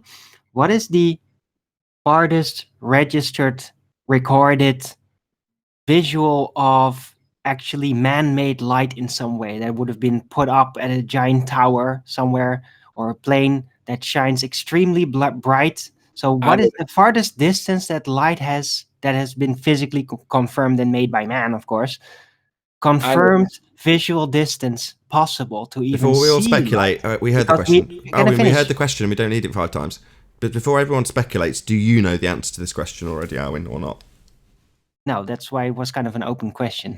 Okay, that's what I suspected. Because there may be potential limit to simply even how far you can see light. There's a limit to how far you can see regular things in the day because of refraction blurring it up into a gray soup at the backdrop. So does light overcome that? eventually. Look Can't at overcome Darren's a resolution videos limit. of No. the sun dissipating. Hold on, let me just answer him directly. No. You're describing the diffraction limit of the horizon. No, you can't overcome a diffraction limit. In terms of the light, at a certain distance, if it's beyond the resolution capabilities of whatever hole you're looking through, your eye, a camera, whatever, telescope, well, the aperture's going to dictate the point that you get a diffraction limit, either based on your limited angle if you're looking over something like the deck, the horizon, or based on its physical size, i.e. once its angular resolution limit is breached, you won't see it either. So you could argue the intensity being bigger, i.e. giving you a bigger thing to look at because you've got a brighter light, but this has got so many parameters in it to answer that you'd have to come up with a question that's formulated with certain parameters so that people know what you're actually asking, because it's been defined in terms of how many lumens you have. So if you look into what a lumen is, you might get a vague idea of where to structure the question to get a decent answer. Oh, okay, that's a good one. Okay, so I guess I know how to then rephrase it. Is like there will be a certain angular size that will be required in order for you to be able to register to have it within resolution capacity, as it were. So No. if you then constantly scale up the size of the light, the No, light source that's and the wrong. intensity, and then increase the distance linearly, will it eventually, despite it being in a linear size relation, and will it just no longer be visible? Or Well, no, because your premise is wrong to start with, because you're saying based on its angular size. Well, no, you're not going to base it on its angular size, which is going to be fixed depending on its distance, and you're going to base it on the Rayleigh criterion based on the aperture and what the angular resolution limit is. Well, that's dependent on the equipment you're using. So you've yes, immediately of got a course. premise that hasn't been factored into your starting premise. well, yeah, I started with the end, but it's going to be based on a specific camera or whatever that is suited for such a experiment, dare I say. But yeah, it's just a general question. Is there like a limit to how far light can technically be possibly seen, even if you overcome the other variables that are inherent to sight? Can't you just calculate it with the inverse square law? Hmm? Can't you just calculate it with the inverse square law? Probably. Anyway, shout out to Mason B, who says, shout out QE for toe tagging Bob, shout out 10th and Choco. That was actually an old toe tag, just so people who don't realise. That was just part of QE's upload schedule. It just happened to come out now. So he gave us a heads up yesterday. He was like, on my upload schedule is just an old Bob toe tag, just in case there's any backlash. Now I rolled my eyes and I was like, oh, great. That's not really what I want but right now, but there we go. That's just, like I say, he's got a whole bunch of material that he's releasing on a certain schedule, and so that just is by coincidence an old video. So damn it, I just dug up my hatchet. Just kidding. dug up your hatchet. I hear Joe wasn't very happy about it. I don't know the reaction. Do we have to? I mean, if it's organically come up now, I'd be objecting to it if I said no. Right, feel free, have at it. Talk about Bob and QE. Nah. Can I answer the light question? I've been Yes, waiting please, patiently. God, yes, definitely. Housekeeping. Yes, I please. also wanted to say something. So there's a guy that made some Pontchartrain bridge videos a few years back. He's not really on the scene that much anymore, but he provided good information whilst he was here, and we had a good giggle at him. But anyway, he claims that you can see a candle flame from 30 miles. Now, 30 miles is the distance that I can just about make out Blackpool Tower from Hoylake. And I know for a fact that you can't see a candle flame from that distance. The guy's an utter moron. But the answer to your question, if you ask a baller, is out 30 miles candle flame. If you do it real world, it's probably about 1.6 miles. That's about it. There's your answer for a candle flame. 0.6 miles. Yeah. I read an article somewhere that it was claiming to debunk the myth that a candle could be seen from 30 miles. And they worked it out based on its luminosity and its size and its distance that you could calculate for its the variety of factors. They said it was 1.6 miles. They tested it to see whether you could, and you couldn't even see it from that far. Cool. Thanks. At what observer height? Yeah, and the bendy light and refraction and all that could have refracted your head. Hold on, you had a question. Go ahead, whoever asked. Feel free to repeat your question. Oh, sorry. I said at what observer height? Yeah, it could be anything. Who knows? Rumpus had just had. Oh, by the way, Rumpus has got me blocked for some reason. I don't know why you got me blocked, Rumpus. I'm asking legitimate questions about your religion, and you don't like it. There's more to it. Why would the observer height be important? Black Swan. Who are you asking, Nathan? The guy who asked. He asked why. Because if it was too low, it would. Sorry, go ahead. No, feel free. Carry on. Why were you asking? It appears if it was within 5 feet or even higher, you wouldn't see it. It'd be on the other side of the horizon. On the other side of the physical horizon. Geometrical. The other side of the how? There's a crucial detail I want. I've lingered on this for a point. Everyone trying to interrupt me. Right. So the geometric physical horizon. Close your mics, whoever's making that noise in G+. The physical geometric horizon is apparent based on your observer height.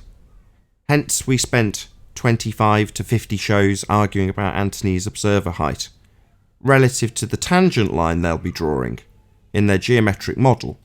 And what are they drawing a tangent line to? Anybody? Anybody at all?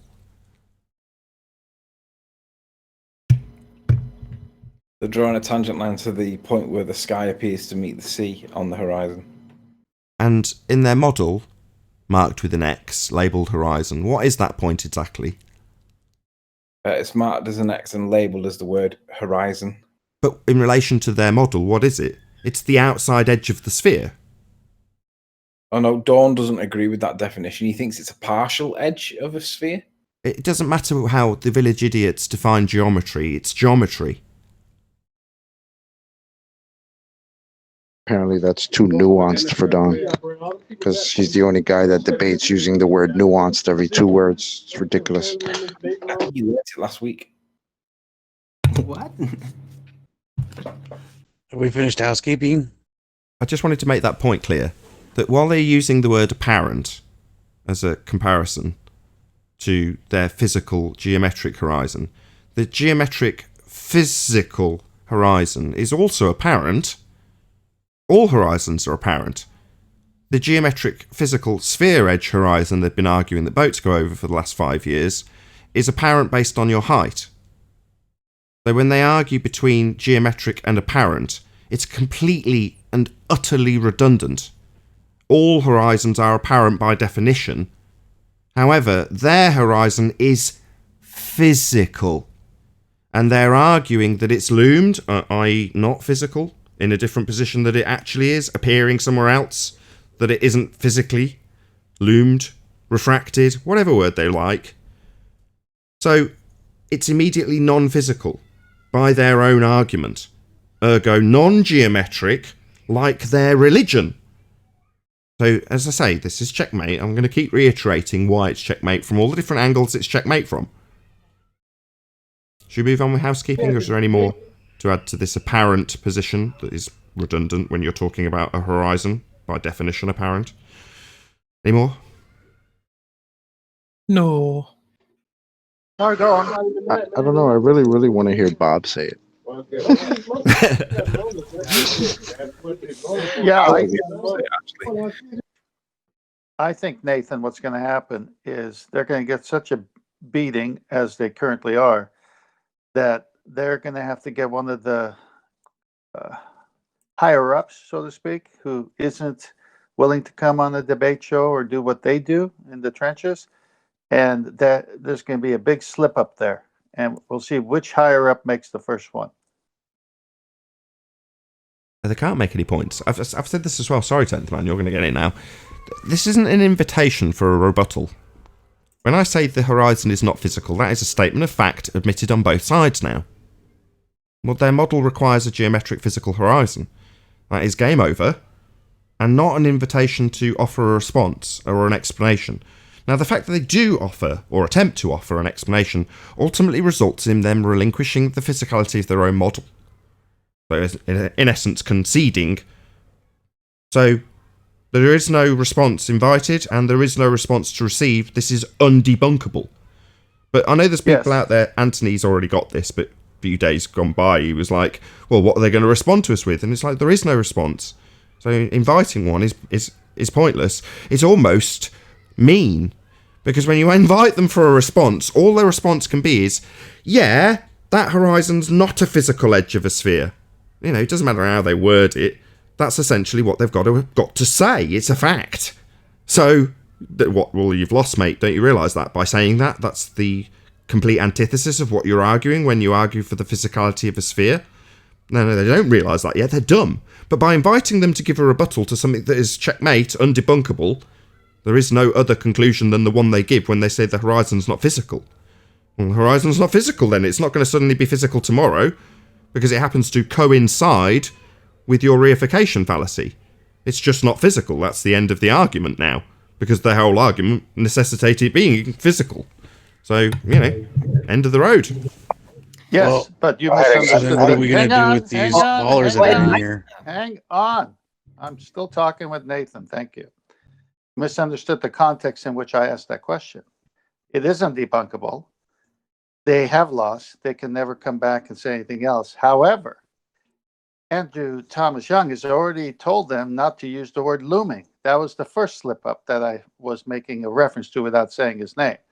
There'll be more to come, which will get them to backtrack on everything they've ever said about it. So it's a trap for the higher ups, is what I'm saying. Oh yeah, I see what you're saying. Yeah, as they try and defend it, the concessions will become worse and worse and worse. That's what I mean when I say the model and its assertions and its praises, the people defending it, whatever way around you like, are going to start to fall apart at the seams, collapse in on themselves, whatever analogy you like, because in an attempt to defend it, they're just making the position even worse. Good for me. Great for everyone on this panel who's a flat earther. The problem started when they started making claims. Can I say something real quick? What do you want to do? Yeah, go on, Paul. There was a Glober on Discord yesterday that was actually attacking the modus tollens and how QE formulated it, because basically he was saying that, you know, the physical geometry is different than the apparent horizon, and that's how he attacked it. But I kept telling him, I was like, both, whether it's a geometric or so-called looming, it's still both an apparent position. So it's still it falls apart right there, even on that. But he kept arguing that the modus tollens is wrong because of he basically false equivocating two different things that aren't the same. Yeah, he's got to argue. Well, the modus tollens, which is based in the parameters and viewpoints of a sphere-Earth outlook, and correct within those parameters. If you assert that the logic's incorrect, i.e. the assertion that we have a physical sphere geometry based on this R value is wrong because we're not actually seeing the physicality of a sphere.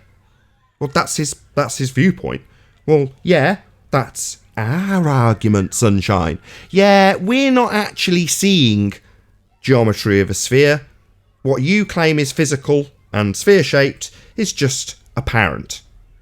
The other angle to attack him on is, oh right, apparent, like they're all using incorrectly at the moment. Apparent, you say. Show me a single apparent size in this geometric physical mathematical equation you claim when you say Earth's spherical. What's that you say? They're all actual sizes. It's all physical geometry. Oh right, so there's no actual about it. It's all physical. None of it's apparent. None of it's an angular size, for example. Your 200-foot lighthouse that you draw on this model is always 200 foot.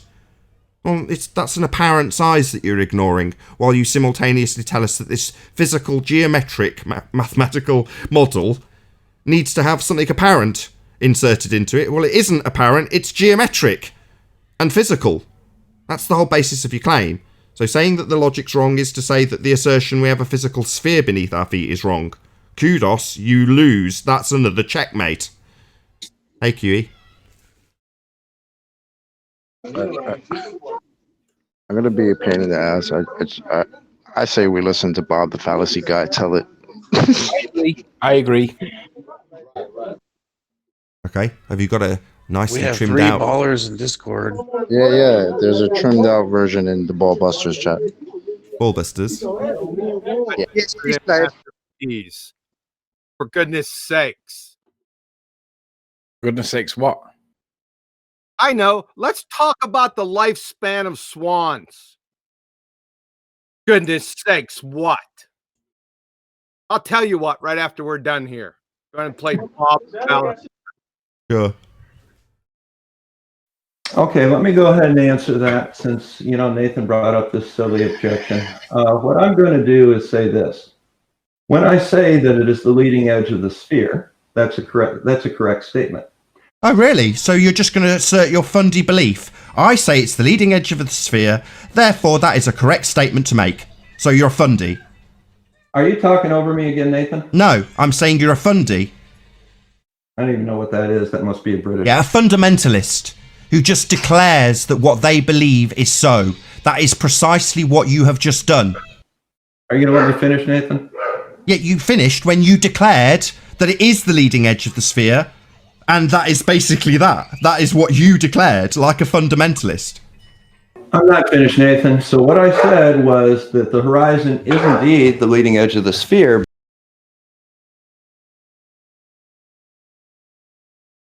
That's it.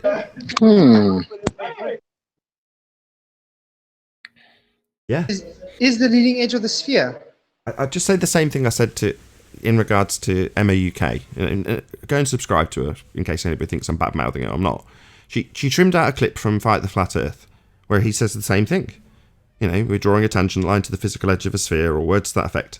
It's like, while it's nice and great, yeah, it's funny, we don't need the trench level morons to affirm the tenets of their religion, which is a geometric physicality to the world we're standing on. That is just being denied by the trench idiots. So, just laugh at them and welcome them to the reality that the Earth is not a sphere, rather than saying, you used to say it was the edge of a sphere. Yeah, we know, you haven't got to go far to find this stuff. Yeah, they were definitely arguing the physicality and geometry of Earth until 2020, when the Black Swan was born. Now they don't, because they can't, therefore their argument's untenable now. But, I mean, don't get me wrong, I'll still play them, because it is funny, and it is, I'm saying that to the audience, who just so that people don't grasp onto, trying to get them back onto their argument that it's the physical edge of a sphere. That's a necessity in the geometric model. When they deny it, laugh and point it out to them, rather than trying to, go back yourself and find where... No, look, they were arguing that Earth's a sphere here. Yeah, they were. They just can't anymore. They're also arguing now that all light is refracted, so it's always refracted all the time, everywhere. So wait a minute, didn't that defeat your argument? You say that? Yeah, so we're not dealing with geometry then, like your model asserts. Welcome to Flat Earth. Not dealing with physical geometry then. Excellent, yeah. Sphere, geometry, useless. Yeah. Okay, great, thanks. Spurs picked up on that and was like, well, hang on a second, if you're just saying it's a bendy light line to the horizon, in other words, they're not drawing tangents anymore based on geometry, it's just made up a bendy line that's come from a tangent they haven't got. It's just class. I mean, I love this argument so much. Thank you, QE. Thank you, Black Swan. Thank you, Ben. Thank you, BLMSB69. Oh, wonderful. Yeah, the ballers are done. They're walking dead. They just don't know. Move on to another shall we? You're cutting out, you're chopping. Can you drop and rejoin, QE? Jeez. While he's doing that, every time they say boats are blocked behind the horizon, I'll say, oh, that's sinking. That's refractive. It's refraction. It's just sinking. They don't like that at all. You're right. That's what we do. We correct them. Yeah, you can quote them an actual atmospheric effect ad hoc like they used to do. But they no longer are allowed, according to Andrew Thomas Young, to assert such effects. That's historically incorrect, by the words of Rumpus. They're supposed to be using standard refraction, otherwise known as terrestrial refraction, which utilises an R value that they're going to be drawing a tangent line to a physical edge in a geometric model. Oh, my bad. They're going to be curving that line based on a geometric edge they don't have. We don't have two horizons. We don't have a geometric one and a non-physical one that they've loomed up beyond it based on the R value of the geometric one they don't have. Oh, this is all going terribly wrong for this argument. Oh dear. Good job I'm not a globe head. Yeah, we've just got what we see in these pictures. No tangent lines being drawn to this clock. We just see it. It's just there. Flat Earth. Yeah, obviously and observably. Still got a few housekeeping questions. Any evidence that you can have gas pressure without a container? No, and still no demonstration of either. Anthony went off with somebody about the weight of the air yesterday. That was kind of funny. Tell him about it, Anthony. So you broke up then. I went off with somebody. What? I was on Discord when you were talking. They were talking about the weight of the air yesterday. You can tell them what happened. I was on there when you were going around with them about it. Did you say the weight of the air? Is that what you said? Yeah, you were on Discord yesterday talking to somebody. They were talking about the weight of the air. I think it was Anthony. You did pretty good. You said it fast and I didn't catch it because you're on a hands-free or whatever. But yeah, gas pressure without a container. So we were arguing about how do you have gas pressure without a container, and basically they came back to the old atmospheric pressure is weight of the air pushing down. Now, obviously, we know that weight is defined as mass times little g, and we know that little g is not a force, so you haven't got an action. But even if we give them little g as an action, which it isn't, but if we did just for the sake of the discussion, they can't satisfy the definition of mass because the air doesn't have any weight. You have lots of molecules that are zipping around at high speeds, interacting and colliding with each other and on the walls of the container to create the pressure. But they don't have any intermolecular bonding to create matter. They've only got the molecule, the individual helium, hydrogen, oxygen molecule, and that's it. But they want to collect it all and put it in a bag and then put the bag on the scales and then say, look, we've got weight. But that's only possible if you put it inside a container of some kind. Well, okay, that means that Earth must be a container then, because if we have atmospheric pressure and then you require mass to do that, then we must be contained. Oh, we hadn't thought about that. No, that can't be right. That can't be right. But it's true. The gas doesn't have intermolecular bonding to give it matter, to give it mass, to give it substance. You've only got the molecule, the individual molecules. So for them to argue that atmospheric weight or atmospheric pressure gives them weight pushing down, then they've got to satisfy both parts of the equation for weight. And they can't because gravity is not a force. That's one element gone. That means the whole thing falls, but they also can't satisfy mass. So they can't have atmospheric pressure. Sorry. That was funny when Danny T realized what you were saying. He goes, "Oh, do you remember that?" He went, "Oh yeah, that's right. Oh, I get it now." That was funny. It's really hard on Discord because I can't keep track of the likes. Always seem to be a little slower to respond, so I can't ever tell who's talking unless I recognize the voice. I struggle with it. But yeah, you're right. Once they realized, they were like, "Oh, it's a killer argument. It wins every time." So Mark Sargent recently brought this argument to the mainstream for Philip Schofield and Hollow Willoughby when he explained that if you had a vacuum chamber above your head right now and you had a cork in the bottom of it, when you pulled the cork on the vacuum chamber above you, the gas that you're breathing would rush instantaneously into the vacuum. Now, we've had similar demonstrations given by, I don't know, I think it might be you actually, Sleeping Warrior. Was it you that showed the bromine rushing into the second? And certainly Chocolates posted it as well. But nevertheless, we've shown this demonstration in physicality, and we've also had MIT guy explaining it on the chalkboard. You know, you take a gas at pressure, put it in a container, and then you have another chamber next to it with a vacuum, and you release the barrier between them, and the gas fills the available volume. Fairly straightforward. Anyway, Mark's depicted that, like I say, with a vacuum chamber with a cork that you release, and he's explained this on national TV in front of millions of people. You know, basically debunking the sky as a vacuum. So this is now very much a mainstream argument. How can you have gas pressure without a container? You can't. It's a violation of the second law of thermodynamics. The gas would fill the space. If the sky was a vacuum, the gas we're breathing would dissipate into that space because it wants to expand in all directions. That's what pressure is. Any evidence of a self-perpetuating molten iron core at the centre of a presupposed spherical Earth? No. Not a chance. It only exists in their model. The R value, the presupposition itself. That's been absolutely annihilated by the Black Swan.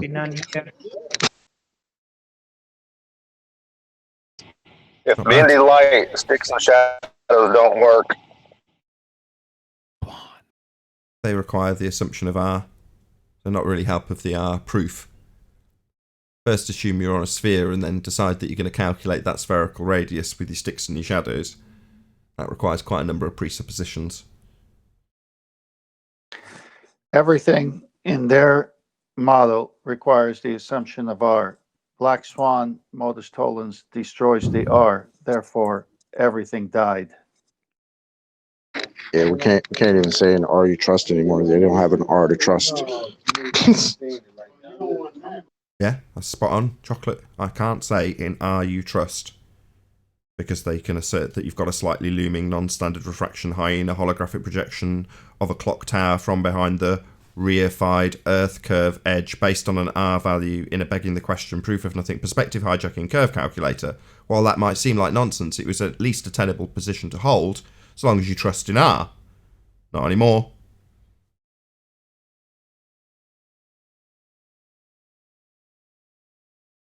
I mean, Radio distance check. to the sun is done too because of refraction at the horizon as well. So the distance is done as well. Radio check. Hey QE, welcome back.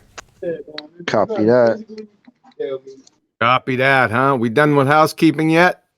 Yeah, just. Only 50 minutes into the show, but yes.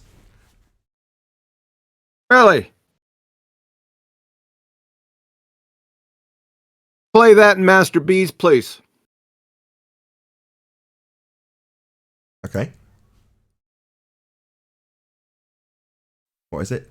Today has just been a nonsense day, and I'm pissed about it. Stupid channels out there, QE. Oh, I'm gonna toe tag Bob. Oh, that's intelligent. This is the dumbest video I've ever seen. This is the kind of stuff that people put out. It's like in today's world, it's all about getting views.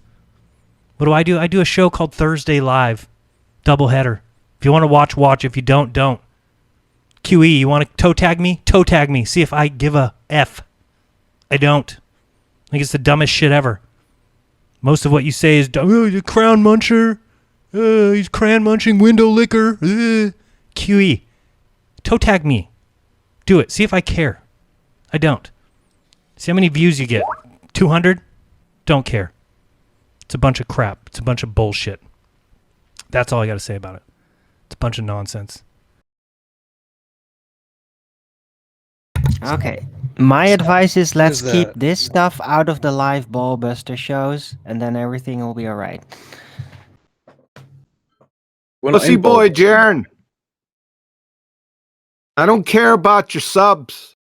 Don't care about that toe tag you. You've done that years ago, Mr. Science says. Don't care about that. Barking up the wrong tree, son. This is one big ass tree. So, we want to talk about the lifespan of swans some more? Or Xanac with gravity? Yeah, I'll talk about Xanac with you.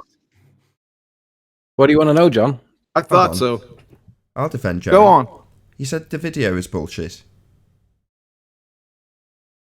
Yeah, that was a great assessment. I love your attention to detail. Could you entertain us with just one point of my video that was dumb? Please, Jaren, pussy boy. No need. No need. Dude, it's just being Hold triggered, on. okay? You're What toe happened? tagging a Coke. I'm trying to put myself in the position of Jaren. He hasn't given any context to it, so he's not attacked any of your points. But he said the video, which is a generalization about what it is and what it represents, which is toe tagging Bob, a colleague of his, is bullshit. And why wouldn't you assert that if you're going to defend somebody that's a co-worker? Well, you do so with cowbell and not generalize, get within 3 degrees of complete ambiguity. Your little color commentary, Jaren. Okay. Anytime, anywhere, son. Any platform, any venue. No, This stop. time. Stop. Everyone stop. No. I'm not going to let this turn into a war with Jaren. No way. Right. You're saying he needs a bit more context. Fine. Hopefully he'll give it you. No need for anything else.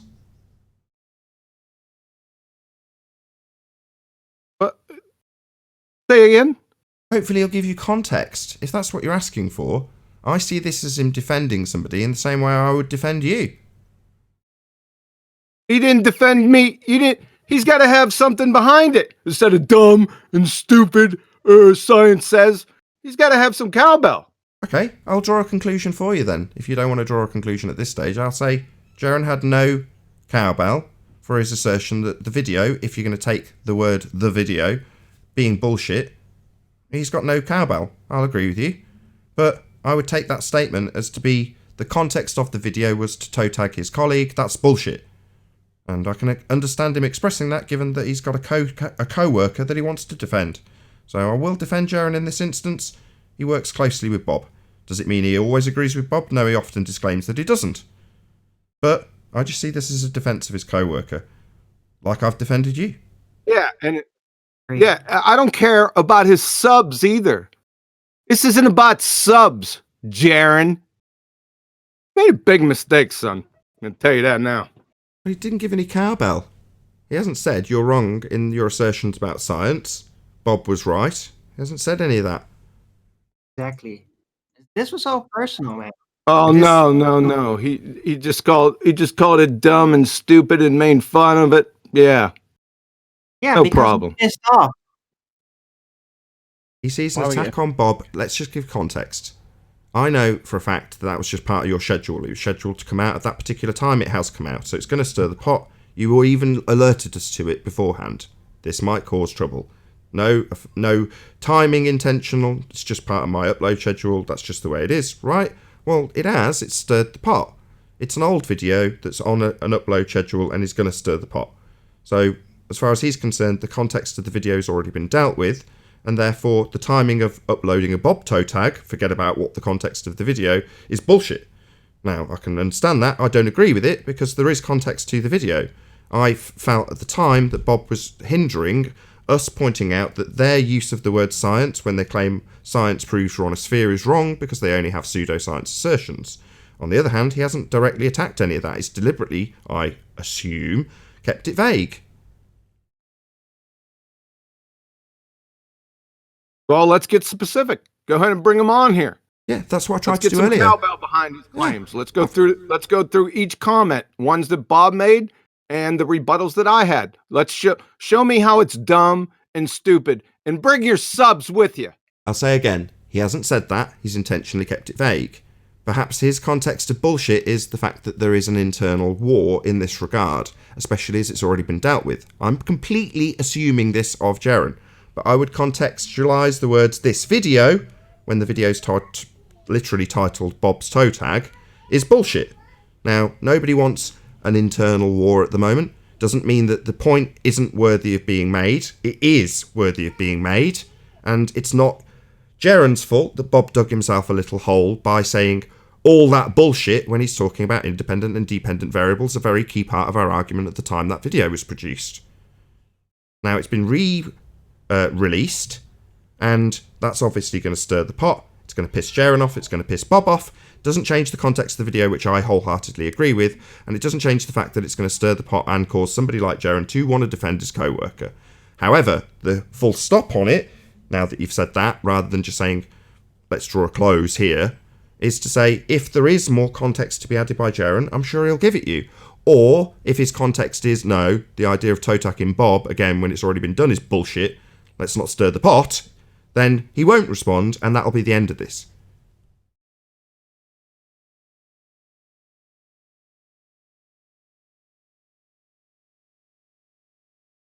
Okay, let's see if he contexts it. I want to hear frustration. This is not Jaren's problem. He's defended his co-worker. It is now.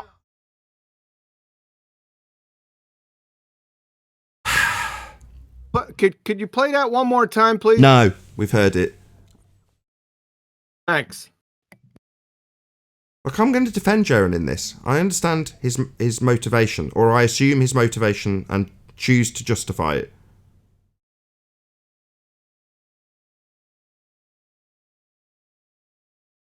Revolution is a good thing every now and again. It's time. Look, if there's an argument to be had in regards to the actual presentation, and independent and dependent variables not being as claimed by Bob, all that bullshit, whilst also being simultaneously fine and dandy, a contradiction, then let's discuss it and rehash it. If there's nothing to discuss, and ultimately speaking, on a personal level, it would piss me off if Bob was toe tagging Quantum Eraser, and I'd say, this is bullshit. There you go, I'll take ownership of this rather than it being on Jaren. I would contextualise it the same and say, you know, bloody toe tagging QE is just bullshit, man. And that would be wishy-washy enough for me to not have to justify any of the contextualisation if it was all a personal ad hom about attitudes and presentations and tone of voice, something that I couldn't defend for the sake of argument if it was contextualised well enough to demean QE's personal presentation style for the sake of argument. I'd just say, this is bullshit. Now the person could respond and say, oh yeah, well you justify why when he's saying you crayon munchers, blah blah blah, that's justifiable. You know, we could get into that argument. I'd rather just move on and forget about it and say this is bullshit. As Jaren has done, coincidentally. Yeah, with a lack of substance. Let's get some substance in here, so I'll give him his fair hearing. I want to hear him go through the points and point out which ones are dumb and stupid. Snowflake boy. No need. So come on here. Let's hear it. Please, I beg of you. Right, Jaren is one of the best people in this community, and I know, because I've been there, that he's got a fine balancing tightrope that he's trying to adhere to in terms of keeping everybody around him happy. And that's a really difficult task, because he's surrounded by assholes like me, you, and Bob. So he's got a difficult job on his hands.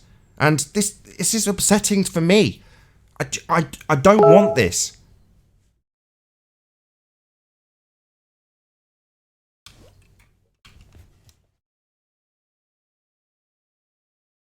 I'll keep the live show going a little bit longer so we can get some reactions from the commenters in the Discord server or panel.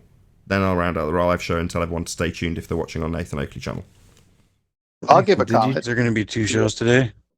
There will be 2 shows. Subscribe today to Nathan Oakley channel, link in the info box below. Nathan, did you just real admit quick, that you were... 10th minute, if I could just have 3 words. Check your fire. Yeah. Check your fire. Over. I'll give a comment. Nathan, did you just admit that you were... Anthony, I'm trying to give a comment. Thank you. I saw QE's show. I was there when you called Bob on his Globe Busters and tried to talk about the scientific method. QE's show correctly quoted Bob, and QE stuck to objective facts and objective reasoning. You're right, Nathan, in the sense that Jaren's got to do what he did, but Jaren only brought subjective reasoning and no objective facts. He did not, in any way, shape, or form, debunk or correct QE's last show when he quoted Bob and made his points. So Jaren just brought his friendship with Bob and defended it subjectively with no facts. That's the way I see it.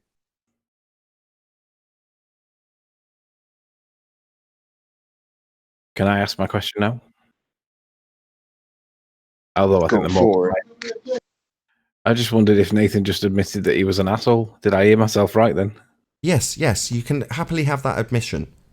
It doesn't matter. My arguments aren't based on my presentation style, demeanour, or persona. None of those are relevant to my arguments. So yeah, you can call me a dick. I am. I don't care. It doesn't change my arguments. In this instance, the contextualisation of this dispute, which is resulting in good people being demeaned with ad hominem, me included, from Bob, let's not beat around the bush about what has gone on, well, I want that to end. Now, if there is, on the other hand, an argument like the one I actually went on Globebusters with, in regards to the invalidity or the invalid nature of the scientific method, then I want to hear it. Beyond that, I don't care.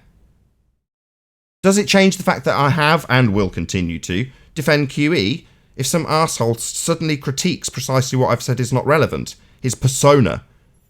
Yeah, I'd undoubtedly defend him, because it's not relevant to the argument, and therefore I'd probably make that point whilst defending some asshole who's merely critiquing him on his presentation style. Now, I can understand and empathise with Jaren when he wants to defend Bob. Why wouldn't he? And yeah, he's not going to attack any points QE. You know they're watertight. Is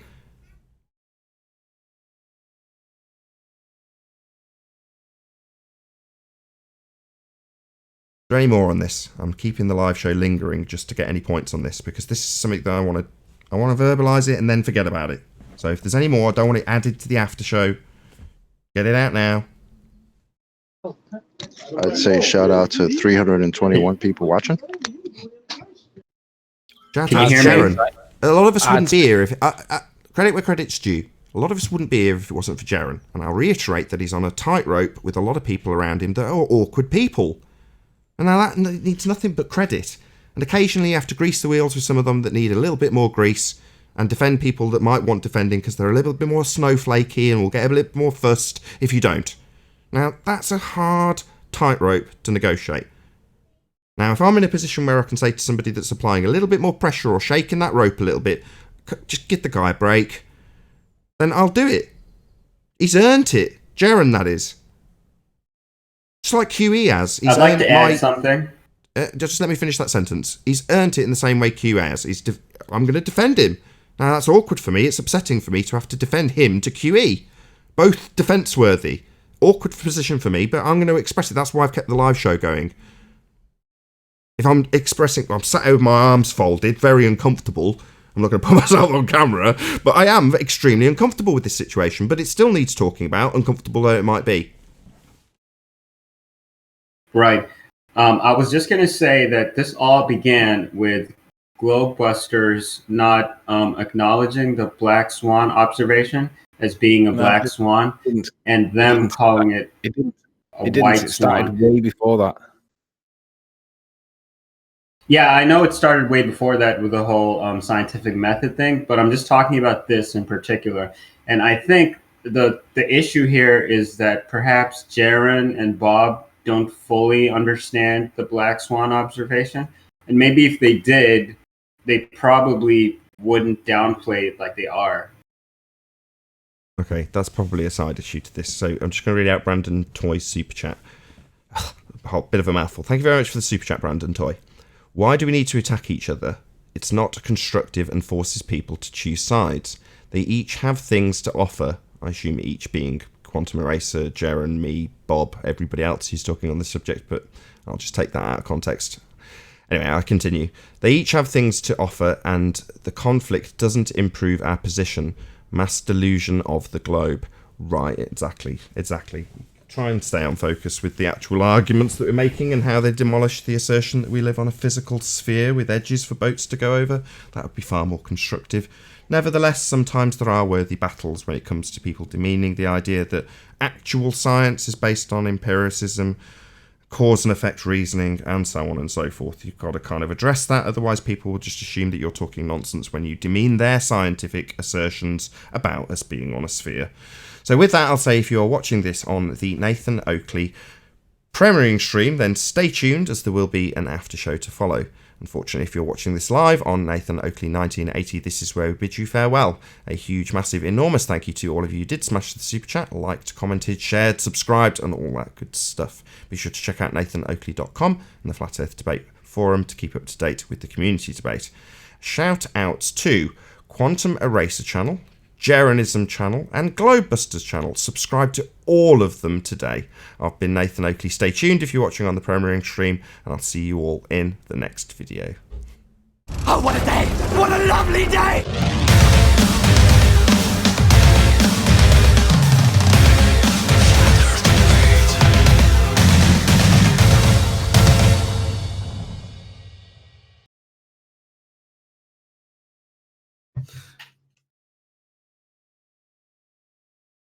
What did I miss?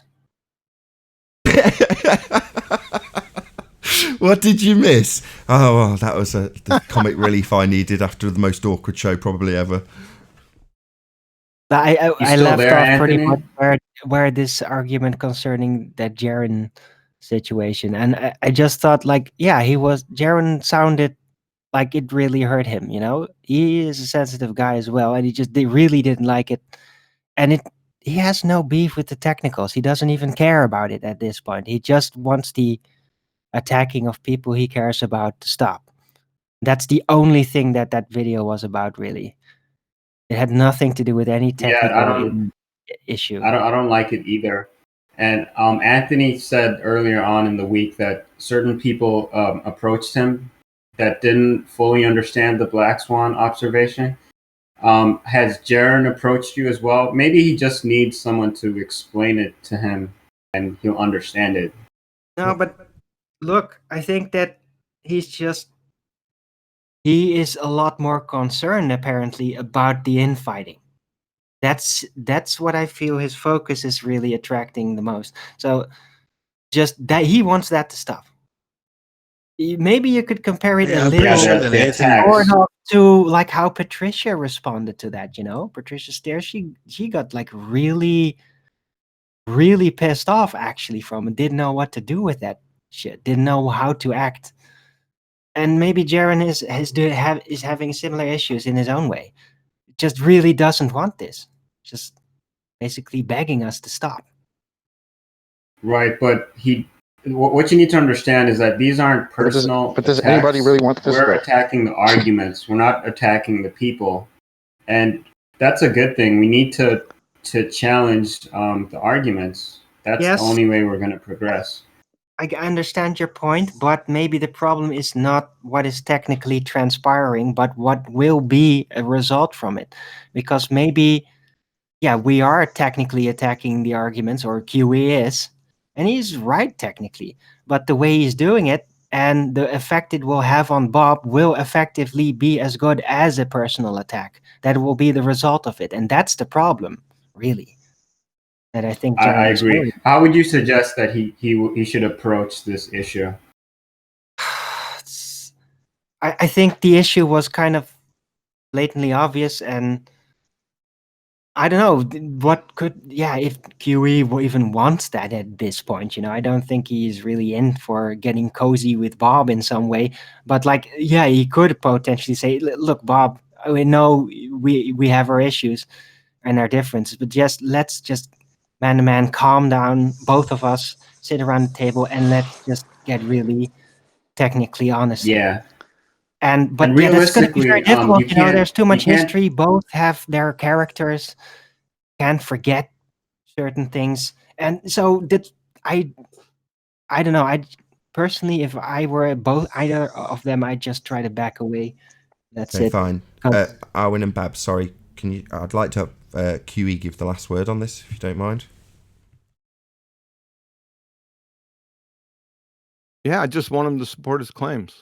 He made a claim against me, stupid, dumb, few other things. Just go ahead. I can take it. Go ahead and support him. Take the video. It's a short video. There was points made, and tell me and show me and demonstrate where they were dumb. Simple. Thanks. And with that, I'll say to those of you watching on the Nathan Oakley premiering stream, thank you very much indeed for hopefully smashing the super chat, liking, commenting, sharing, subscribing, and all that good stuff. Be sure to check out nathanoakley.com and the Flat Earth Debate Forum to keep up to date with the community debate. I've been Nathan Oakley, and I'll see you all in the next video. Oh, what a day! What a lovely day!